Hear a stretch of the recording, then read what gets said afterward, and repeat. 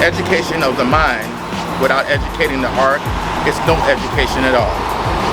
This episode of We the Unhoused shows the heartlessness of the city and the community members, which is known as the NIMBYs, not in my backyard, and the house vigilantisms concerned for property values than human life.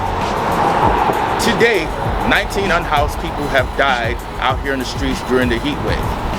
We've suffered from a heat wave, we've suffered from brush fires and the after effects of the brush fires, and we suffered from hostile conditions created by the city and the police enforcing the special enforcement zones. These interviews that took place were in lieu of those special enforcement zones that were hostile and difficult to maintain due to the heat conditions. They didn't care if the unhoused were disabled, they didn't care if they died. They just wanted them out of the way because property values trumps all instead of a human life. This issue is a deeper complexity that is going on with cities all around the country. Cities find out that they are caring about the unhoused and community activists, grassroots organizations, and then they sue and demand that they are not put input into it. In fact, council member running mate, Race U, demands that the children are in danger if unhoused people are given humanity and a shelter near in that community. They claim that there is no input into being put into places where unhoused people should be. This is the stereotype that has beset the unhoused community, and they have to bear this cross no matter what.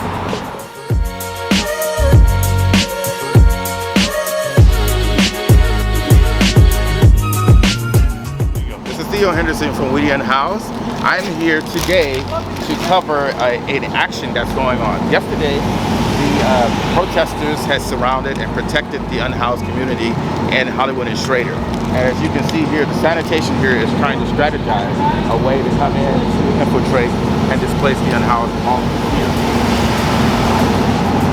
So I'm around here, and there's a couple other strategic locations that the police and sanitation are working to, I guess, flank the unhoused and protesters by taking and displacing them in smaller areas.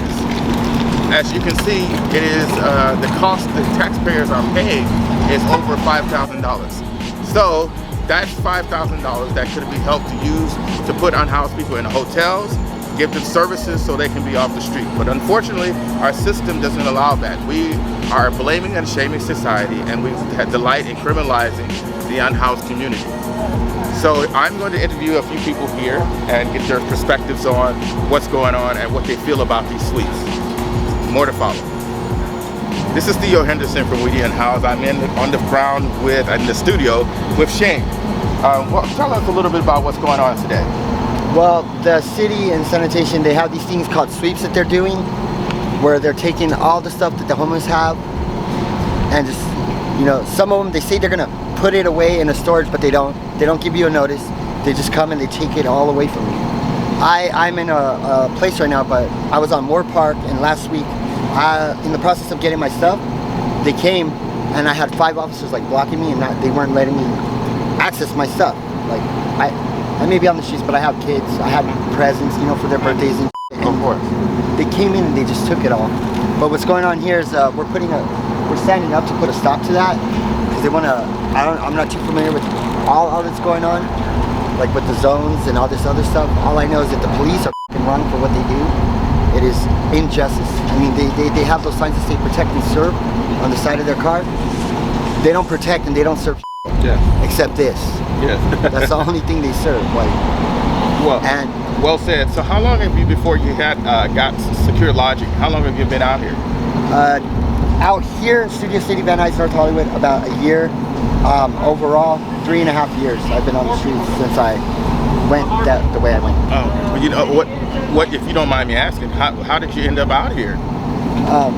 I had my job, my apartment. I had a lawsuit going on with the management of my apartments because it was bug infested, it was roach infested, rat infested, and I was tired of my money coming out of my pocket to try and take care of these environments that keep coming and coming and coming, and the management not recompensating me. So I tried to go about getting a lawsuit And in the process, like I didn't pay my rent, so they tried to evict me. I make them, you know, I follow it all the way to the whole 60 days, 90 days, and till day in court it went downhill, and then that was that.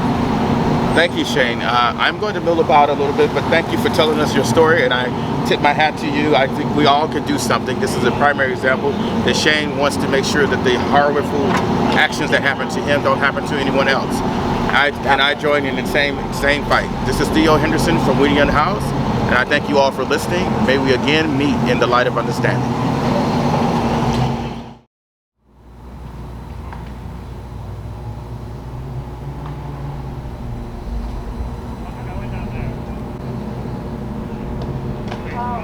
This is Theo Henderson from Unhoused. We are walking upon a situation where you can see at least 5 different city workers are here to displace the unhoused community today. They have been circling around. According to some accounts from the unhoused community members here, they're very slick. They'll pretend like that they're not going to take your things, back off, and then they'll pounce again.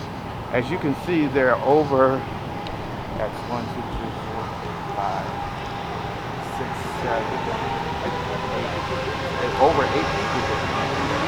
And I understand it's one of the unhoused community members told me they use the ploy that they offer free showers in order for you to leave your things unattended just so they can pounce.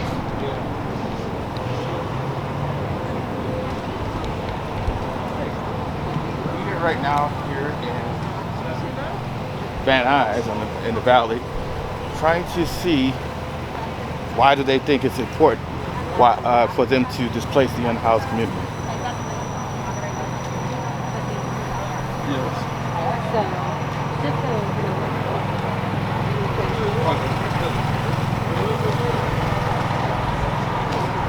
Excuse me, ma'am. Can you tell us what's going on here? No comments, sir. I'm sorry. So I see. So there seems to be a truck and there are people here. Excuse me, what's going on here? Shower trader. Shower trader? Who's gets showers? Is this for anyone, or they have to have some requirements for that? Homeless people can come in and take showers. This happens while the streets and sanitation workers take their things? Oh, this is just for shower trader. That's all we do. We don't know anything else about that. Oh, okay. But you're part with the sanitation crew. That's what I'm talking. Sanitation. Don't shower you. I see. So where's the other the police and the sanitation crew? They're coming behind you as well? We don't know anything about that. That's a different section. I see. Well, we're going to build about a little bit and see what else is going on over here.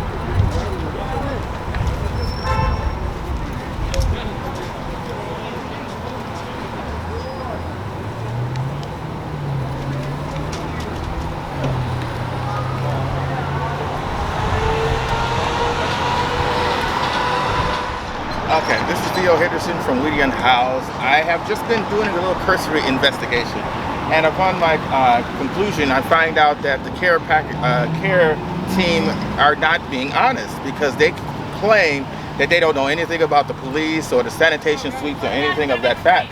And I was wanting to know if further along where a street watch members that have services, not sweeps.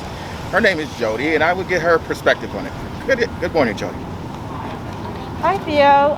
So we were talking about the care and the showers that come. We have been noticing in the past couple weeks in Hollywood, also I'm seeing it here, that whenever there is a sweep, they also have the showers.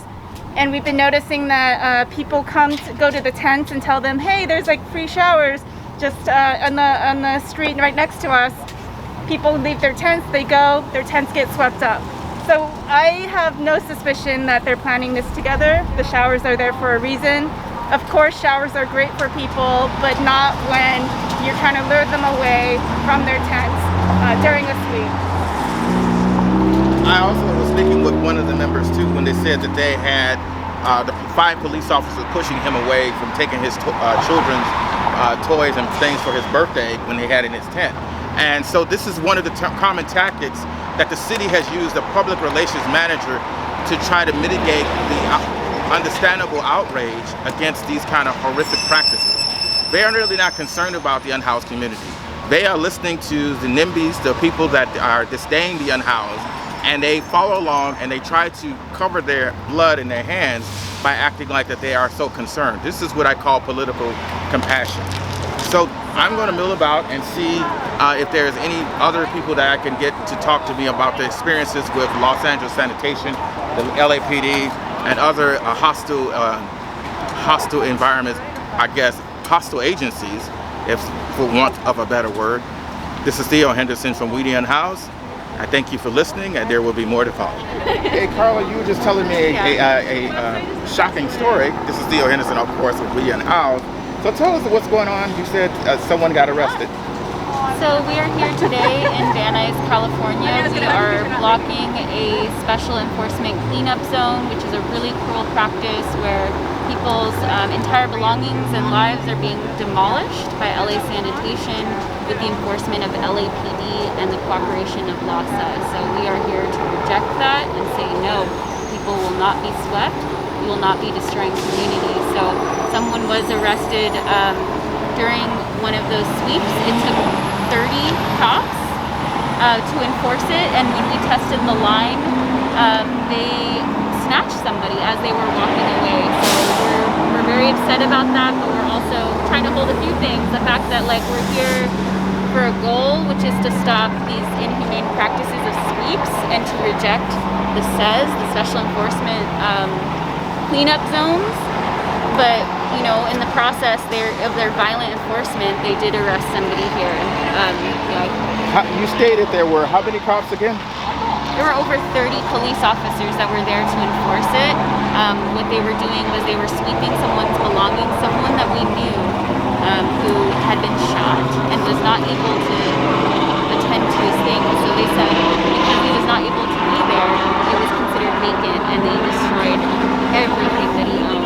And it was someone we knew, and we said, he's in the hospital, he's not able to claim his belongings, can we help him? And they said no, and they destroyed everything that he owned in front of our eyes. I had a similar thing happen to me over 4 years ago. I was in ICU for several months due to me being stabbed, and when I got back, all of my things were taken and gone. And when they told me to go back down to reclaim it, none of my stuff was there because it was gone. So the bottom line is this is something that's a common practice. What the city does with they don't care if you're not there or in the hospital or having life happen to you. They just take your things. So what's the next step in order for us to? How can citizens hold police, sanitation, and the council members accountable? Because it seems like they are really doing criminal activities and they just get the support of some NIMBYs. We need cops out of these cleanups entirely. People don't need to be swept away. We demand a full end to Care Plus. Care Plus meaning it's cops that help enforce this. People need real services. We need health care. We need people need to eat. People need to be taken care of, and we need to take care of each other. So cops need to not be here for that. Right now under coronavirus, no one should be moved. So the SES goes against that, and they're sweeping people up entirely, and it's a public health concern for everybody that lives here. So we don't need the cops here to do this. We need more community support. It was the city council that passed this actually, so they're the ones that approved this, and they're the ones responsible for this cruelty. They all are. They are all complicit in this cruelty and what we know is brutality against our unhoused brothers and sisters, and it's something that affects all of us, honestly. We all lose with these practices. Let's talk about legislative, because I know that there are times when citizens put things on the ballot. What if we put something on the ballot that would hamstring LAPD and the city council for preventing them from doing this kind of thing. Do you think that's possible? I think anything is possible, honestly. I think if we're organized, like today we're stopping the sleep, but yeah, we need broad scale changes. I think it should be informed by unhoused people, and we take direction from there because they know what's up. And so yeah, I would say like those are where the answers are coming from, and we gotta listen. Well said. Thank you very much, Carla. I want to say as well, this is one of ongoing sweeps that has been happening during coronavirus.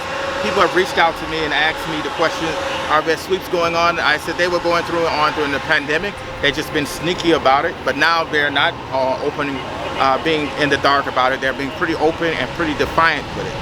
As well as the police officers are targeting and taking pictures of people who have the temerity to stand up. So they really are not concerned about the rights of unhoused people.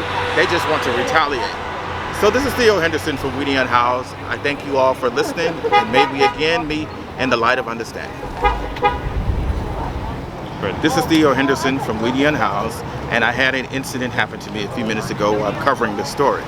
I was standing here waiting, and there was a lull in the time, and I was waiting on a person to interview through the audio part of my portion of my podcast, and the police rolled up, stopped, took out his camera, and took a picture of me as well as some of the protesters. And then when I pulled out my camera to take a picture to recognize and to find out who this officer was, he sped off. He sped off into the area here where the bus lane is. He jumps out. He has to confab with the people, the sanitation people who claim that they don't know anything about what the police are doing. They had a confab. There were people converging on the police officer to take pictures of them.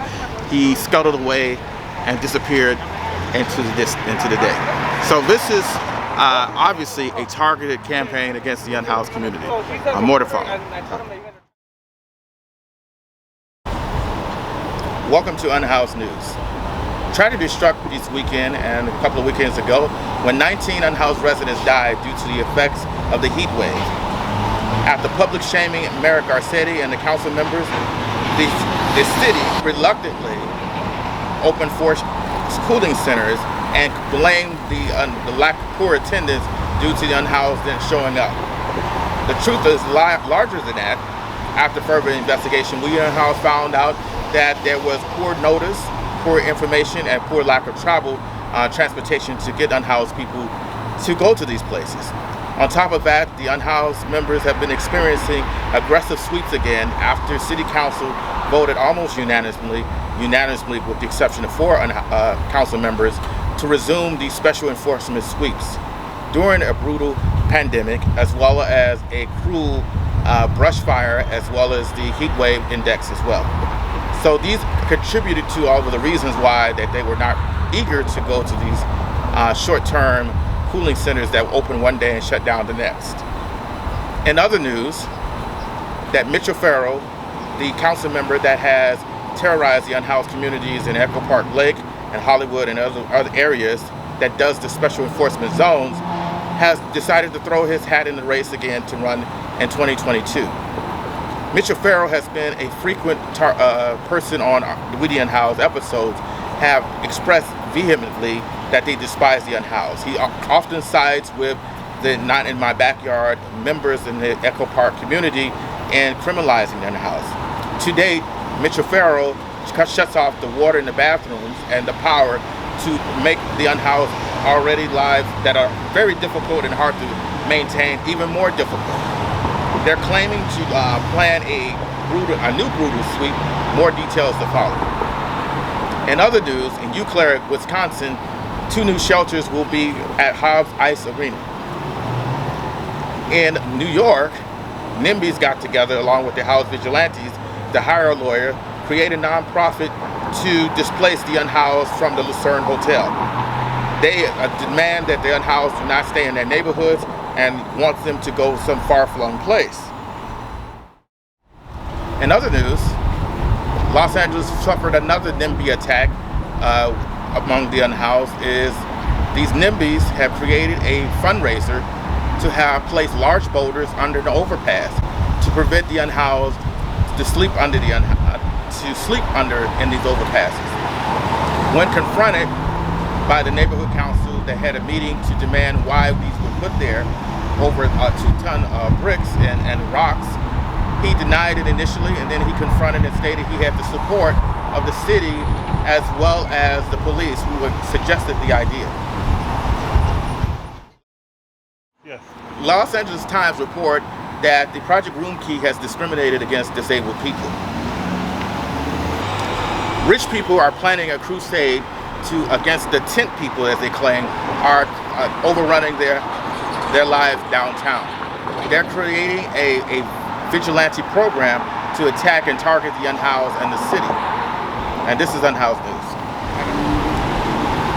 A few weeks ago, I went out to San Luis Obispo. I interviewed people who claim to love Dr. King and the civil rights movement. They thought he was a deep person, and yet they support Trump, who has made a rare history, a record of dehumanizing other human beings, other Americans, and people in general, particularly people of color. The question still remains that this is only the beginning of the tumultuous time that we have in store. Those same people would have been against Dr. King, as well as they are against the Black Lives Matter movement. They claim the Black Lives Matter movement as well was a terrorist organization. But Black Lives Matter has not hung crosses in people's front yards. Black Lives Matter has not lynched and raped other people like the Ku Klux Klan, who's not on a terrorist list. This ties into what Project Room Key is. These legislative ideas that are happening in a democratic city ties in how we displace over 8 times of the unhoused community is black and people of color. The legislative racism and the do-nothingism and the criminality of the unhoused community links in with the special enforcement zones. The only thing is, this is more polite and pen and paper racism instead of cross-burning. The issue remains, if you didn't do anything now, you wouldn't have done anything back in the past either. The ones that I want to talk to and make sure that they understand, there is still time for you to do a lot of things for the unhoused community. You can donate to We the Unhoused, that would help. You can donate to other grassroots organizations, because let's face it, the city only does things when it's politically expedient. We're exploring what the city has failed to do.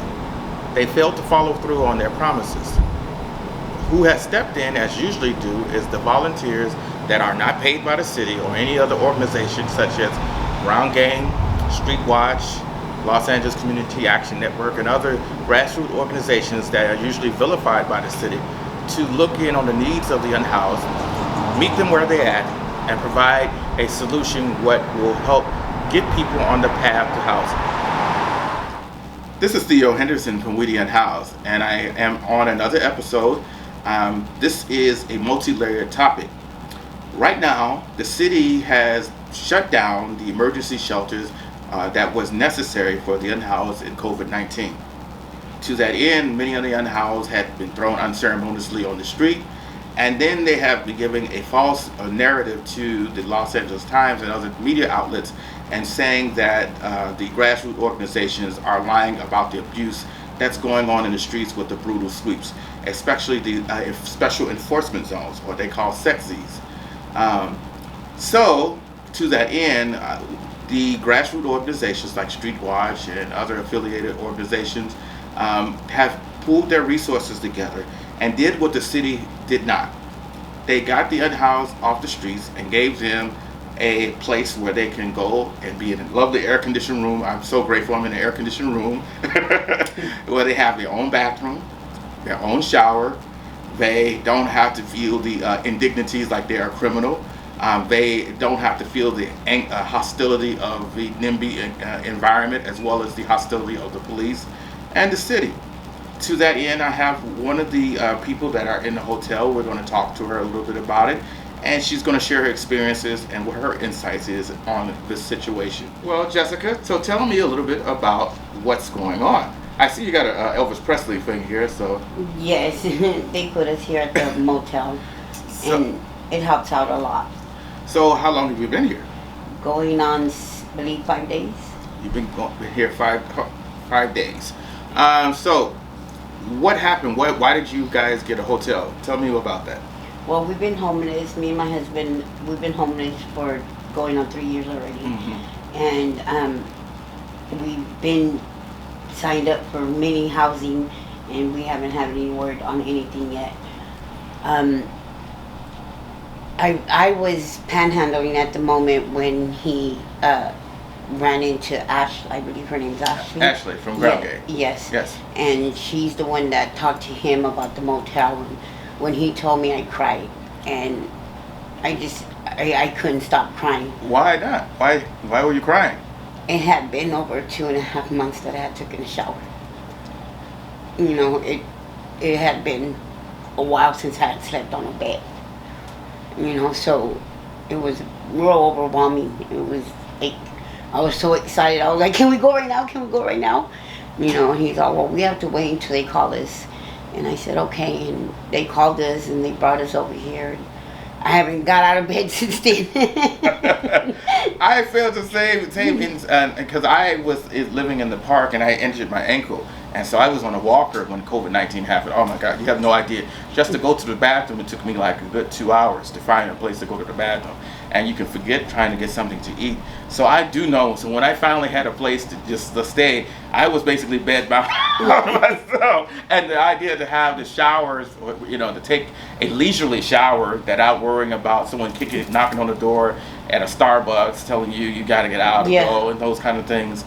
So you were saying too, I'm not petite, you were saying some of the difficulties as a young lady that you have when you're out on the street, like your cycle. Let's talk a little about that. Well, it's hard being, you know, chubby out in the world, you know, is one thing, but then to have your menstrual, and, you know, everybody knows that when a woman is chubby, her menstrual is extra heavy, you know, so it was very, very hard for me out there every month. And I'm not one that has a cycle for 2-3 days. I go for like 8 days, and, you know, lately I've been having a lot of health issues. You know, they recently found a lump on my left breast. It hurts a lot. So sometimes when I do go take a bath, I soak my whole body in pure hot water, and it feels so good. I fall asleep in the bathtub, and my husband keeps telling me, "Don't do that. You can drown. You can drown." I tell him I don't care. It relieves the pain so much.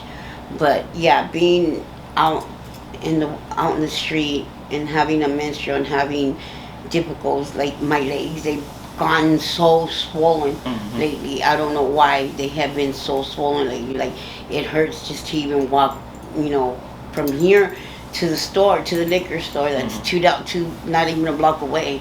You know, I cried because it hurts. It hurts so bad. So I can imagine, you know, when I see other people that are out there chubby, it breaks my heart because it hurts. It hurts. You know, I tell Angel, I'm not skinny like you. I can't walk, you know, the way you can, you know, and he's the one that does all the running around for us. And I know it gets irritating being out in the heat, you know, it does. It does, but like I tell him, you have to understand where I'm coming from. My legs hurt, you know, they hurt really bad. My whole body has hurt it this past year.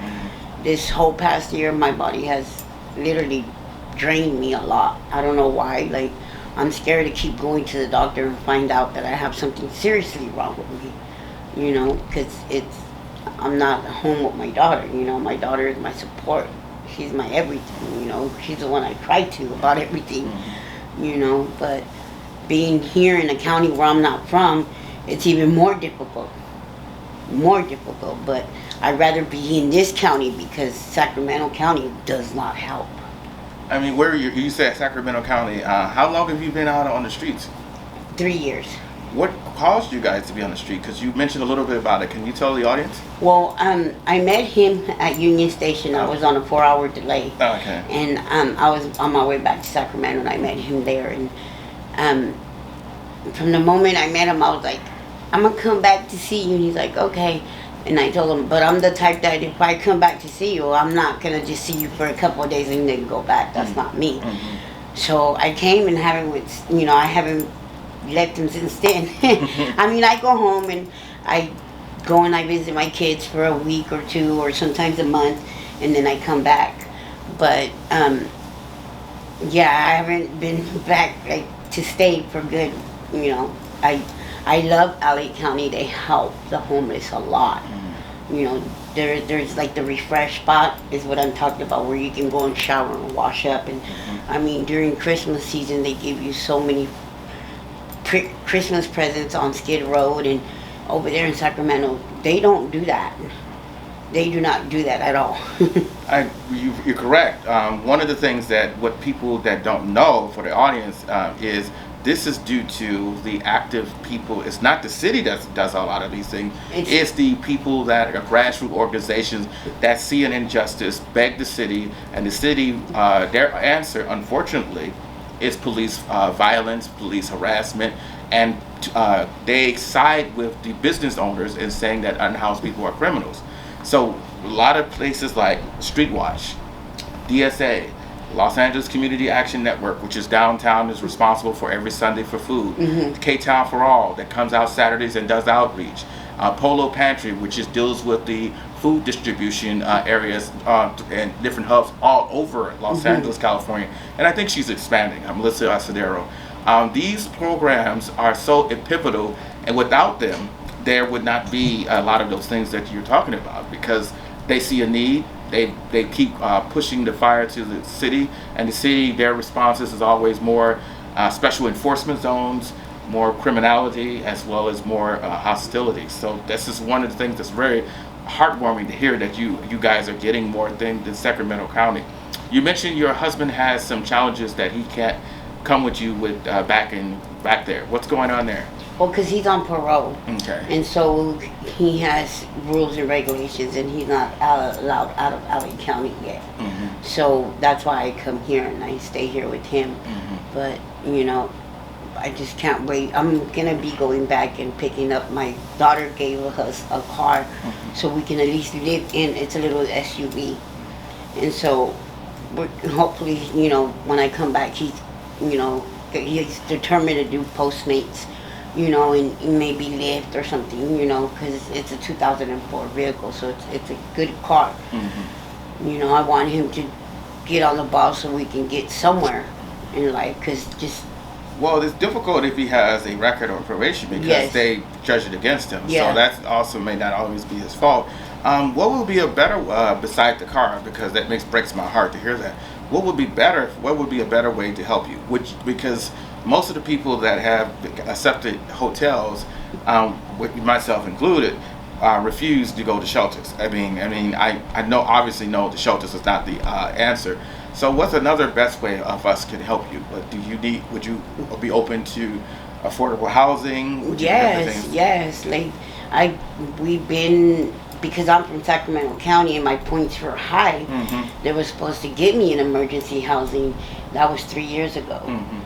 And, I'm still on the list, and, I've been waiting. So I've been with People's Concern, with LASA, and, all I can do is sit here and wait, Do you have Section 8? No, I don't. Well, see, because of the waiting list, of course. But, I too had been waiting. I was on Section 8, and I'm still on Section 8. And, I understand COVID-19 makes things a little bit challenging. But prior to that, it's been a bumpy road. Yes, it has. Yeah. Yes, it has. So, supportive housing would be a good thing for you, as well as, have you been able to go to the doctor to check on the health issues? They told me to go see a specialist, but I'm very scared because I don't have my daughter here with me. Oh, I see. And Bertie, my Medi-Cal, just got transferred this month to Los Angeles County. Okay. So now I told my husband I can go to the doctor now, but I'm scared because I know my body, and I know there is something wrong with me, and I'm scared to hear it without my daughter being there. I understand I have my husband, but it's not the same. I understand. My daughter has always been very supportive of me, and my son just came home from his Mormon mission. Oh, and so really? yeah, so he has he makes sure I eat. Like, he'll send me Postmates every other day, you know. Says, Mom, are you hungry? And I tell him yes. But, you know, it breaks my heart to have to depend on my kids because I'm their parent. They should How old depend is your on me. son? My son's 24. Well, it's back. Sometimes your children have to look after your parents because you looked after them when they were growing up. So I'm sure they don't feel begrudged by it. They want to make sure you're doing okay and be around for their children. Yeah, they're good kids. They did a good job. Their dad did a good job raising them. Oh, that's good. Yes, I was in their life, but I went to prison when they were young, and when I came out, it was just I went haywire after that. So you know, my daughter raised my son, actually, my youngest son, and she did a real good job. I give my daughter that credit. She did a real good job. You know, he went to his Mormon mission, and I'm proud of my kids. I'm very proud of my He's a kids. Mormon. Yes, Okay, yes. okay. Well, we're all Mormon, but okay. I'm not active Mormon right now because I knew of the Mormons when I was going to college in Utah, and you know, when you said the Mormon, like, wow, this is all the way out here. So, do you guys have you guys still go back to Utah or No. He just, like I said, he just came home from his Mormon mission. But my other kids, they don't practice it. Yeah, okay. They got older, and you know, they don't practice it no more. Okay. So, what talents do you have? Would you have any special skills or anything that you do that you do when you have to decompress or take the stress off? I love cooking and cleaning. Oh, Oh my God, I love cooking too, and cleaning. and I love eating, but a little too much. But you know, Me too. Don't worry. Yes, I love cooking and cleaning.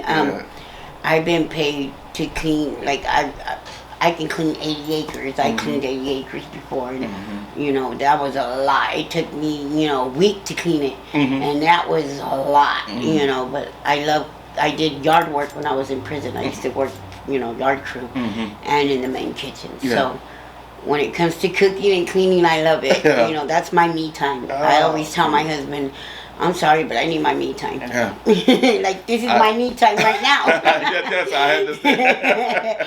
We all need it. And that's one of the things that I always try to do to explain to people is being unhoused doesn't mean you lose everything about yourself. Like when I started this podcast, I'm so surprised that you could. I said I didn't become a moron, or I didn't become, I am disabled, but I'm more than just being unhoused. I'm more than being structurally challenged. And if you don't see you see us as a problem to be put away or sit in a distance way, or you listening to those letters from NIMBY people, which council members do, you dehumanize us. You make sure we're not human so you can justify horrific things. That is reminiscent of my own ancestry of slavery. That's reminiscent of the Nazi era. That's reminiscent of any time you oppress a certain slice of humanity. And I want to let our audience members know that. What would be, I ask this, what would be a good way to help you? What would you like to do to help another person? What message would you like to send to the other audience about your situation? The best thing I can tell people is just to be themselves. It doesn't matter if there's someone from the law, someone from the someone high power than you. Just no one's superior than nobody. Always be true to yourself. Don't ever change. Even if you're homeless or not, don't ever change. And a lot of people are rude to us, and a lot of people are not. Just the other day I went to go panhandle, and within not even 2 hours I had made like $20. And I'm so grateful for the people that do help out there, because there is people that do care. There is people and my sign said hungry. I was hoping to get food, not money, because I can't get up and go. I don't, it's hard to get up and go to the store. So, I wasn't asking for money. I was asking for food, and there is people out there that do care and that do respect us, and that they do, talk to us at the same level they're at. They don't degrade us, and they don't down look at us. Have you had any police bothering you guys or anything? Oh like that? no. Oh, good, No. good. The only thing when they do bother us, they tell us we can't charge, and they make us leave. Charge where? Like wherever we would try to charge our equipment out in the street, Okay. they would run us off immediately. They would run us off. You know. How would they know that you're charging? Did someone tell them? Well, because we would go like wherever there's an outlet to charge, like wherever there's train stations? trees. Yeah. Oh, okay. Wherever there's trees with lights on them, we would go and charge, and right away, you guys gotta go. You can't charge there. So it's hard out there when you want to charge, you know, or when there's. But what if you had a doctor's appointment and you needed the phone to be charged and you can't do that? Yeah, they didn't. They don't care. They don't care. Yeah, okay. They don't care. Okay. You know, that's one of the main problems in LA is that the charging for the homeless is the charging. They run us off right away. You know, and it's sad because I've seen people on monitors that if they don't charge their leg, they go to jail. Well, they go to jail. I've seen it. What the hell with the police not having you have a place to charge it? So this is a whole sick cycle. We have a blaming and shaming society, and this is the part where police in the city take their hands into this.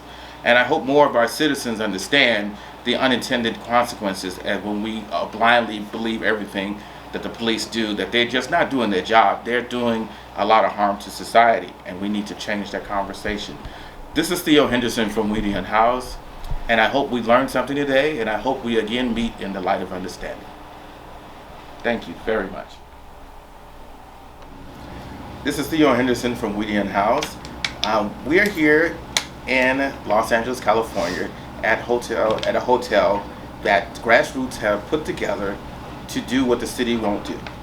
The city has been tasked, due to the COVID-19, to house the unhoused in order for them to get a chance to get some housing, some permanent solution. And lately, in the past month and a half, actually 2 months now, that the city has been shutting down the shelters where the unhoused were staying and unceremoniously putting them on the streets. The Grassroots like Street Watch, Ground Game, K-Town for All, other organizations that are volunteer-based, they do not get a paycheck like the city does, have pooled money together to keep the unhoused that they have been targeted by those special enforcement zone sweeps to get a place to stay, a place to take a shower, a air-conditioned place where they don't burn up all day and have no water and no shade and any kind of shelter during these horrific forest fires times, high heat, and the other elemental distresses. I'm here to interview Angel, who has his own story, and I would like to hear about it. Without further ado, Angel, welcome. Hi. Yeah. So tell me a little bit about your story. How did you become on the streets? Well, I mean, I've been a vago, or a little miscreant since I was a kid, and ended up in jail. Since I was I started running away from home when I was like 12, maybe 13, hitting the streets, being out there with the homies, whatever. And well, that got played out, but eventually I ended up in prison. How long have you been in prison?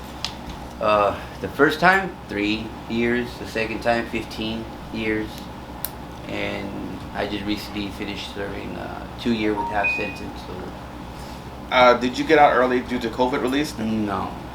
I mean, I just barely did a violation, and they're not letting us out in the county. In fact, everything is locked down. Every module is locked down.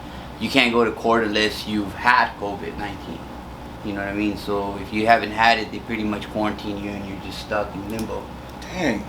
So what if it's time you be released, or the judge have found new evidence that you're innocent? You can't go and... Well, I don't know. I mean, I've seen people get arrested for possession and robberies and stuff like that, and they cite them out, and then others they don't.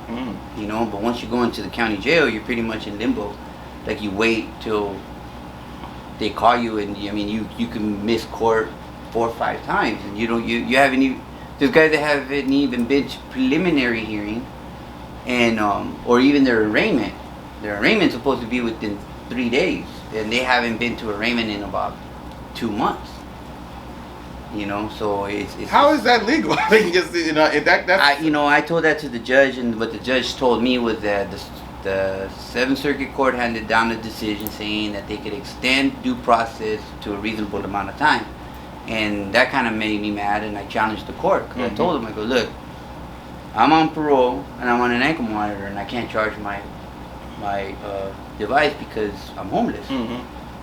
So you're holding me accountable for my responsibilities to my terms of conditions, but you're not holding the state accountable. How is that even fair? Right. You know, what's good for the goose is good for the gander. Yeah, Like, I mean, come on now. Yeah. And he agreed, and they gave me 180, but he suspended 60 days because I had merit. So he gave me a break. Oh. You know. So one of the things too is like difficulty living on the street. One of the difficulties I was talking with your wife about is like the charging situation. How are you able?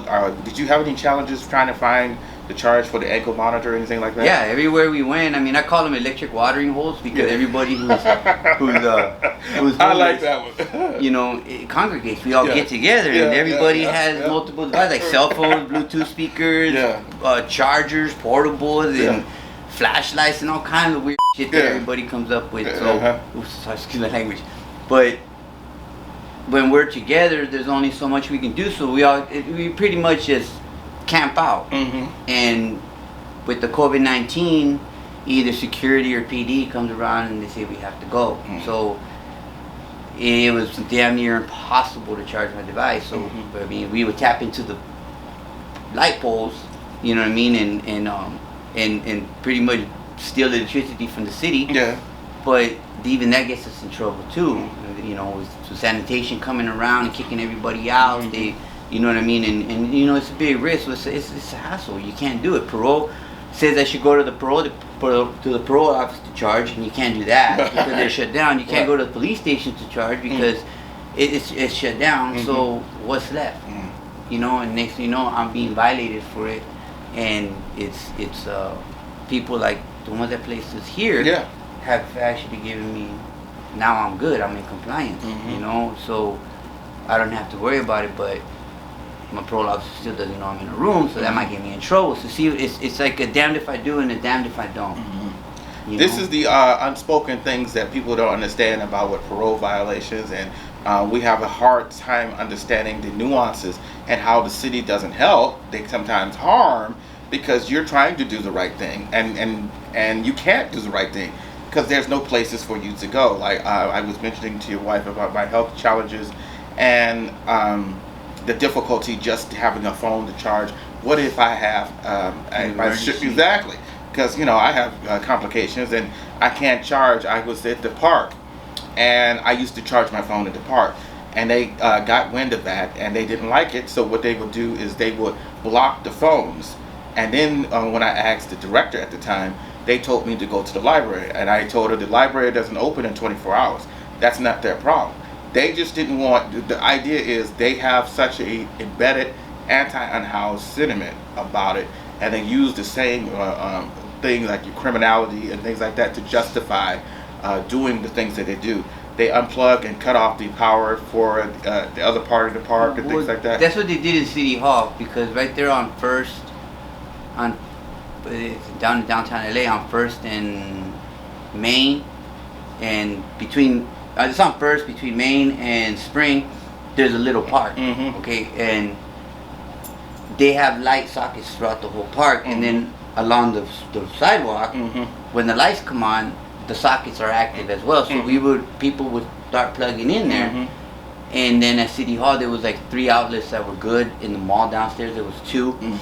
So people would know about these places and we would go, but little by little the city started cutting the wires to those sockets, so nobody can charge their devices, nobody can charge their things, you know, and eventually we go to plug in, boom, no longer works. And then next, you know, PD's coming around talking about, well, if you plug in, we're gonna get you for trespassing, you know, and I would be like, well, arrest me then, you know. And see, this is and I say this to the mainstream media because mainstream media takes at face value what the city says. Go and investigate these things for yourself and see the lies that they're doing. Maybe we can make some changes on it. Because I had something like that too. I would go to the train station and try to charge there, and then all of a sudden here comes cops talking about, do you have a bus pass? Or you're supposed to be using that bus pass to go or to and fro. not just stay on the platform. So they would do, and I've seen other unhoused people charging their phones on there too. Yeah, right there on in Chinatown and Union Station, they used to have some spots too for people. Yeah, to charge they cut those Oh, off. yeah. They turn them Yeah. off. Now everybody's going to Western in Vermont or Yeah. Western in that area. As soon as the train pulls up, you'll see a bunch of people along the way. Or You know one what of I the Southwest Station, they got one there, and then they had one near. They had one in Chinatown. They had one in Union Station, and they had another one In Chinatown, and Lincoln Heights. They used to have one over Yeah. there, right off of there. in Chinatown, I used to go to. You go into Chinatown. You go to the second floor, and Yeah. there's like these apartments. Yeah. These, and there's one plug that works. Yeah. And security wouldn't really trip on me. Yeah. Or anybody, as long as we weren't smoking or doing drugs or acting a fool. As long as we cleaned up after ourselves. But once COVID-19 kicked in, even they started kicking us out. You know, and so I moved to Boyle Heights, and there was there's actually this mechanic shop where the guy told me, he goes, look, once we close, he goes, you're welcome to use the socket right here. I'll leave the power on because the power's from the outside. He goes, I'll leave the power on. Once we shut down, just clean up after yourself, man, and make sure that nobody messes with the, you know. And I told him, hey, man, I'll be your watchdog, bro. Don't even trip, you know. Yeah. And I did that for a minute, and when my wife came home, I didn't go back to Boyle Heights, but I mean that's always like a last, like if you know, last resort. That would be where I would go. Or further down into like the valley, North Hollywood. I used to, like, this is one of my secrets. They used to have further down at the end, they used to have a spot. But the thing is now they got the security patrolling, so you can't really do it. Or if you have noticed, like on the benches, like if you go to like Wilshire and Western, they got places there, but it looks like it's locked, but all you have to do is pull it and you can go in and charge it from there too. So there are different places, but I notice more and more the city has banded together with the NIMBYs, and they're shutting all of it off and making it everything. Everything is. And then when I notice when mainstream media confronts them, they lie. They make it sound like that they're not What part it of the problem. is everybody is there's, it seems like they're hurting us. Like they're shutting us down for certain places and booming us more and more in a condensed area. You know what I mean? Kind of like what they got going in Sacramento. Yeah. Sacramento, it's illegal to be homeless. You have to either be on the island. If not, you get arrested. And from what my wife tells me, the island is a dangerous place. Oh my God! Even the cops don't go in there. And basically, that's what they're trying to do here. I've been noticing that, and I'm The Olympics is coming up too. That's what it is. What it That is. they don't want the world to see the homeless problem because it embarrasses them. Well, if it embarrasses you, well, guess what? Why don't you do something about it? And if it embarrasses you, imagine how it feels for people that's living it. That's less like you could go home and put it. They can go and lay down, head down, and turn the light off. But being unhoused is a 24-hour proposition. It's a moment-to-moment situation. No one delights in being harassed by the police or terrorized by some NIMBY that don't like unhoused people, that think all unhoused people are drug addicts and are going to attack them and things like that. Like me, I became homeless because I went to prison. I lost my family. I lost my home. I lost everything. I got divorced. I can't really go with any family members. I'm a really proud man. Real talk. I got a lot of pride.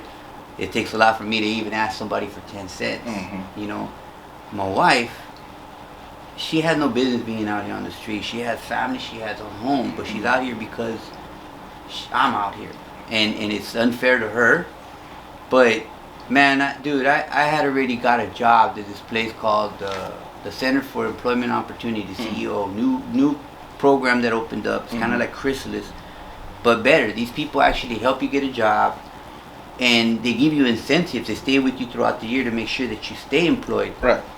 The problem was that when COVID-19 kicked in, it shut down the program. So there went my job. Yeah. And I'm a skilled worker, but I mean I'll flip burgers or whatever. But it's not that easy for one of us to get off the street. Like, for instance, I'm divorced, and I was getting GR and I was getting food stamps. Well, they suspended them because in their records it shows that I'm still married, so they're saying that my ex-wife is responsible for me. Wait a minute, she has my child. How the hell is she going to be responsible for me? Okay? And not only that, even if you're married, you could still apply separately for fucking food stamps. So how are you going to suspend mine because in your records it says I'm still married? But here's the thing too, because I applied for GR2. It's very difficult to try to appeal the decisions. Why? The offices are closed. You can't get no damn mind. It took me like over 6 hours calling back because the lines are busy. This is a mess that people are not even. In order for me to get the paperwork they require, I need the money because they're charging me damn near $100 just to get the paper, and I can't get the paper without the money. So GR ain't giving me money, so I'm like in a bad situation. What do I do? Go rob somebody? Yeah. Well, guess what? I'm not gonna do that. Yeah. You know, I'm trying to walk this. I'm trying to be as honorable as possible, but being out here, you know, you kind of toe that line. You know, you see something and you look at it and you're like, man, if I take that, I can sell it and come up on, you know, it's a quick come up. But I refuse to sink that low, man. And just because I'm homeless doesn't mean that I have to lower my standards as a human being, you know. But people out there, like the city officials, they don't see that. They don't see people as individuals. Absolutely not. They look at NBC's Streets of Shame. They listen to the NIMBYs talking about threatening to sue them. And then they do these horrific kind of Holocaust kind of horrific actions. So this is one of the ways to help you. Would you choose housing or shelter? What would be your choice? See, to me, shelters they're okay, but they're not a solution, because shelters, they only give you a cot, a blanket, and a warm meal. They don't really go out to find you housing. Now, the one that I was in, it was called El Pueblo. It opened up. It was kind of like the mayor's project. Yeah.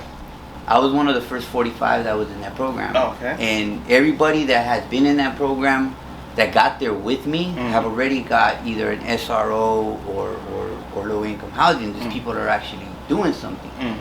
My problem was that there was a conflict between my parole officer and them. Go ahead.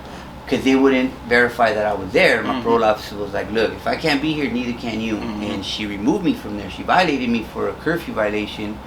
And ever since then, I've been unstable. I haven't been able to find a permanent housing. And I'm on the records, but I'm not. They got to do paperwork, but they haven't. And the people from LASA and the people from People's Concern pretty much have me in limbo. Okay, one of them, they have me on their roster, but I've been dropped. But I'm still active. How is that even possible? Okay, so why am I not housed? So why haven't I been matched? You're falling through the cracks through to bureaucratic bullshit, basically. Bureaucratic crap that has been set in thanks to the industrious work of a parole officer you could have been housed, and they could have been able to make you compliant, do whatever you needed to do in a house. So in essence, this was an ego trip along with bureaucratic nonsense. Right. And the new agent I have, she's pretty lenient as to my curfews and this and that. She hasn't violated me. She violates me over actual things I do.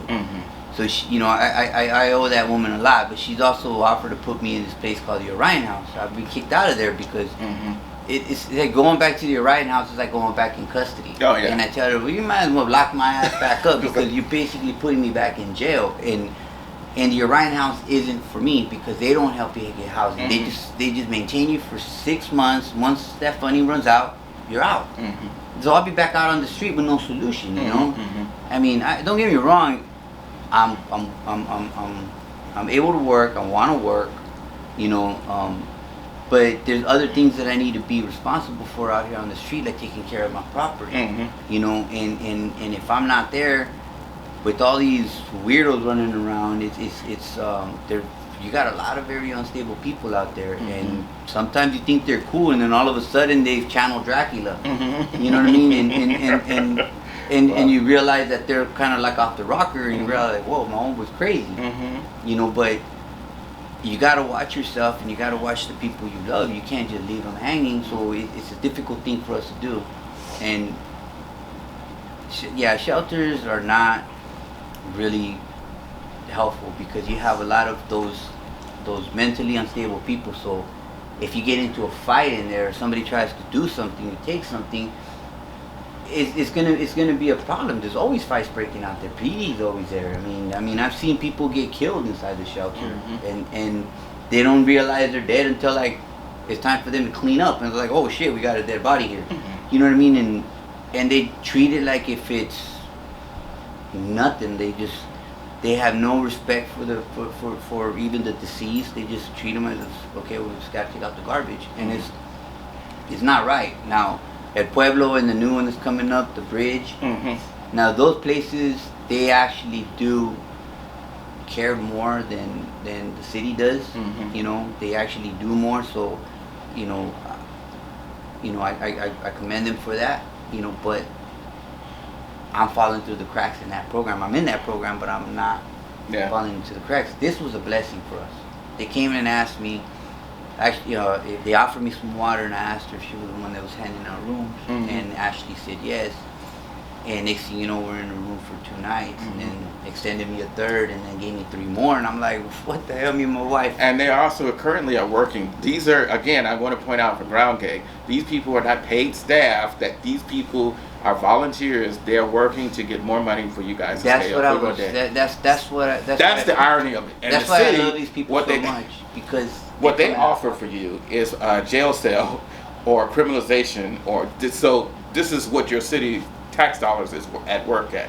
So and these people are actually coming out of pocket. I mean, on their own pocket. I met Ian because he was recording when they did the first cleanup, and my wife wasn't there. She had left, and I was by myself, and we had a lot of stuff.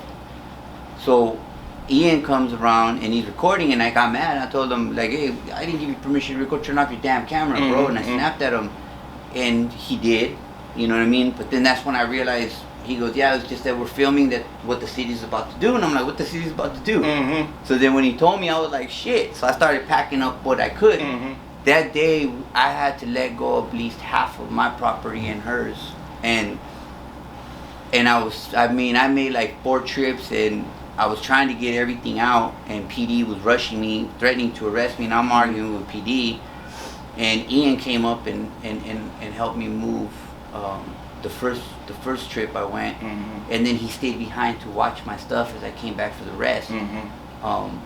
My son had got assaulted at the same time when he was in 7-Eleven, so now my attention is split up with my son being not only assaulted, but they were arresting him for it, okay, because it was with the clerk at 7-Eleven, which still has a job, by the way. And I'm over here trying to get my stuff, and I'm arguing with this cop. Now, the cop already has his hand on the gun, and I'm already getting aggressive, like, you know, I got the case of the f***its now. Like, f*** it, run it then. Pull your gun and shoot. If not, I'm gonna tase you with your own gun, fool. Like, real talk. I'm making threats to this officer now. And I'm telling him, you know, I'll be damned if you take my shit. You ain't taking my stuff, bro. You know what I mean? And the only way you're taking it is if I'm dead, bro. Real talk. And another officer, he was black. The one I'm arguing with is Mexican. You know, and this black cop comes up and he goes, "Give me your bike." And I was like, "You ain't taking my bike. It was a birthday gift from my wife. You know, you ain't taking my bike." He goes, "Man, give me your bike. I'm gonna help you move it." Oh, in that case, here, take it. And the cop actually helped me move, but I still lost half of my stuff. The following week, they came through with the bulldozers and took the rest. They took the rest of what I had left. And so now we have no clothes. We have all our personal items. I mean, the only thing we were able to save was a wish tree. You know what I mean? Because that's like me and my wife's beacon. You know, we call it our beacon.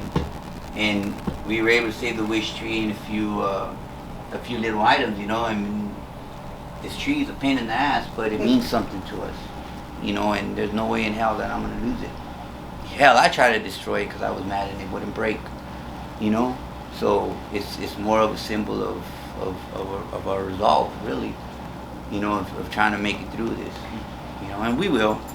You know, especially with people helping us out like Ashley and Jed and Ian. You know, this has been a real blessing for us. Oh, I mean, it took my mind back to the time when I got swept and lost my stuff, and one of the times when me and my editor were there, they would ran me out to the park and things like that. So I know the people don't understand the rage that you feel. It's like all that you have, and some jackass that has a badge and a gun wants to takes a bulldozer and takes all of your stuff. Like I've lost my medicine, I've lost IDs, I've had to start over so many times within my 6 years, man. It's like, so it just make I know because I just yeah. I mean, it's like this, like, you know, it's like the saying says, you can do a million good deeds in life, and then you make that one mistake, and everybody forgets that good deeds, and they remember that mistake. Yeah. You know, and it's everybody that's on the street has a story.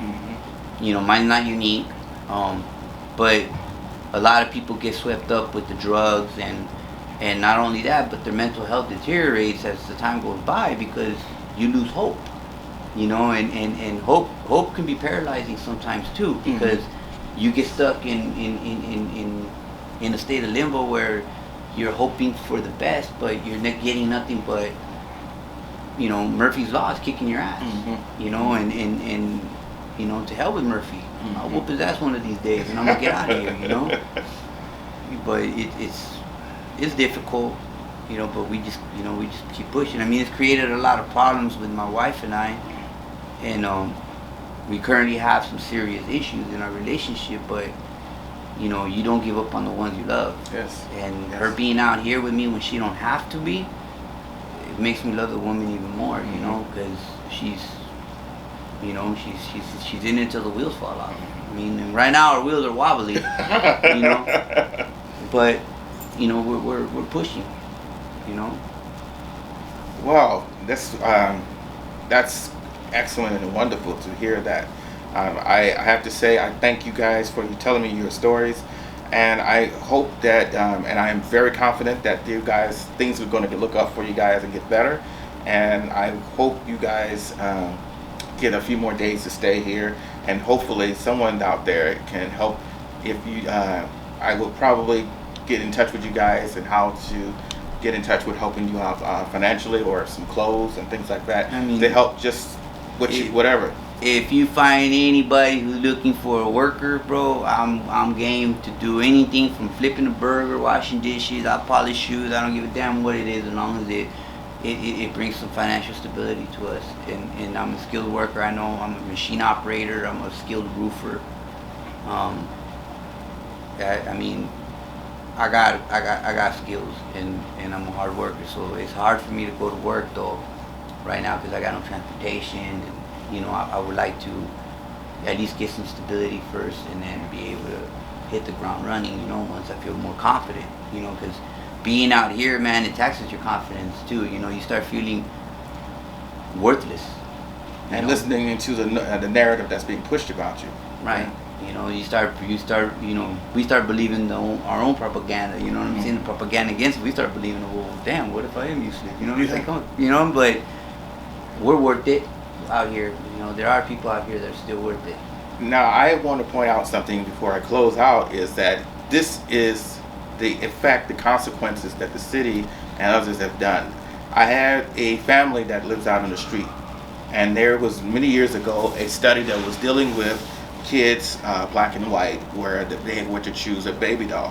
Which one was the beautiful baby doll, the kind baby doll, and the ugly baby doll, or the black one. Many of the blacks would choose the white doll, and the persons that they would consider evil and dirty and bad were the black. And so when people talk about the unhoused are a danger to their children, and you hear this all the time, it's challenging for adults to do it. But imagine for example, the unhoused woman with the 10 children, and you're saying that, and your children go to school. What do you think that they think after hearing what you say? So if you want to change things, if you truly have this heart as a city, then you need to create a better education plan and talking about what houselessness and the unhoused community are. It is not a crime to be unhoused. It is not a crime, and it's not the children's fault if their family has tried to survive or be evicted out of their homes, and you have some NIMBY running around saying that they're a danger to kids or trying to break up the families. This is CEO Henderson from We the Unhoused. I hope we learned something here, and I hope we again meet in the light of understanding. Thank you very much. Thank you. You hit on a perfect note. This is CEO Henderson from We the Unhoused. Today in the studios we have a guest that has been a recipient of one of the Grassroots putting the money together to put the unhoused in hotels away from hostile, aggressive sweeps from the LAPD and the disdain from the city. In the studios is Mr. Jimmy, and I'm going to let him tell us a little bit about his experiences with the hotel and his experiences being on the street. Without further ado, Jimmy, thank you for joining us. Thank you for having me. So tell us a little bit about what's going on. How did you end up here? Well, to be honest, it started about 28 years ago. When I was 16 months, my dad, my 2 brothers, and my sister died in a house fire. My mom gave me up for adoption. When I turned 24, one of her co-workers found me on Facebook. We did a video on Facebook. We did a video on Google Hangouts, and it's actually on YouTube. It's one of the, she was working at the Union Rescue Mission. It's one of their helpful videos. And so at the time, I was going to Kenneth Schuler School of Cosmetology in Columbia, South Carolina. So I decided to show the video to my school, just to show them a part of my life, you know. Never expected that the next day my classmate, he bought me a ticket here. The school got me a hotel room at the Hilton downtown for a week. They gave me $1,500 and 3 Visa gift cards, and they gave me about $500 in cash, just to come out here and spend a week with my mother. I did that. When I came home, my living situation changed. My ex had put me out. I had nowhere to go, and sometimes you'll see where God shows up where you'll never expect him. My mom called me. I didn't call her, she called me. She asked me was I okay 3 times. The first time I said, yes, I'm fine. The second time I said, yes, I'm fine. The third time, something in me just broke. I just told her the whole truth. She said, okay, I'm gonna call you right back. When she called me back, she said, well, you got 2 options. You can stay there and be homeless, or you can come out here and live with me.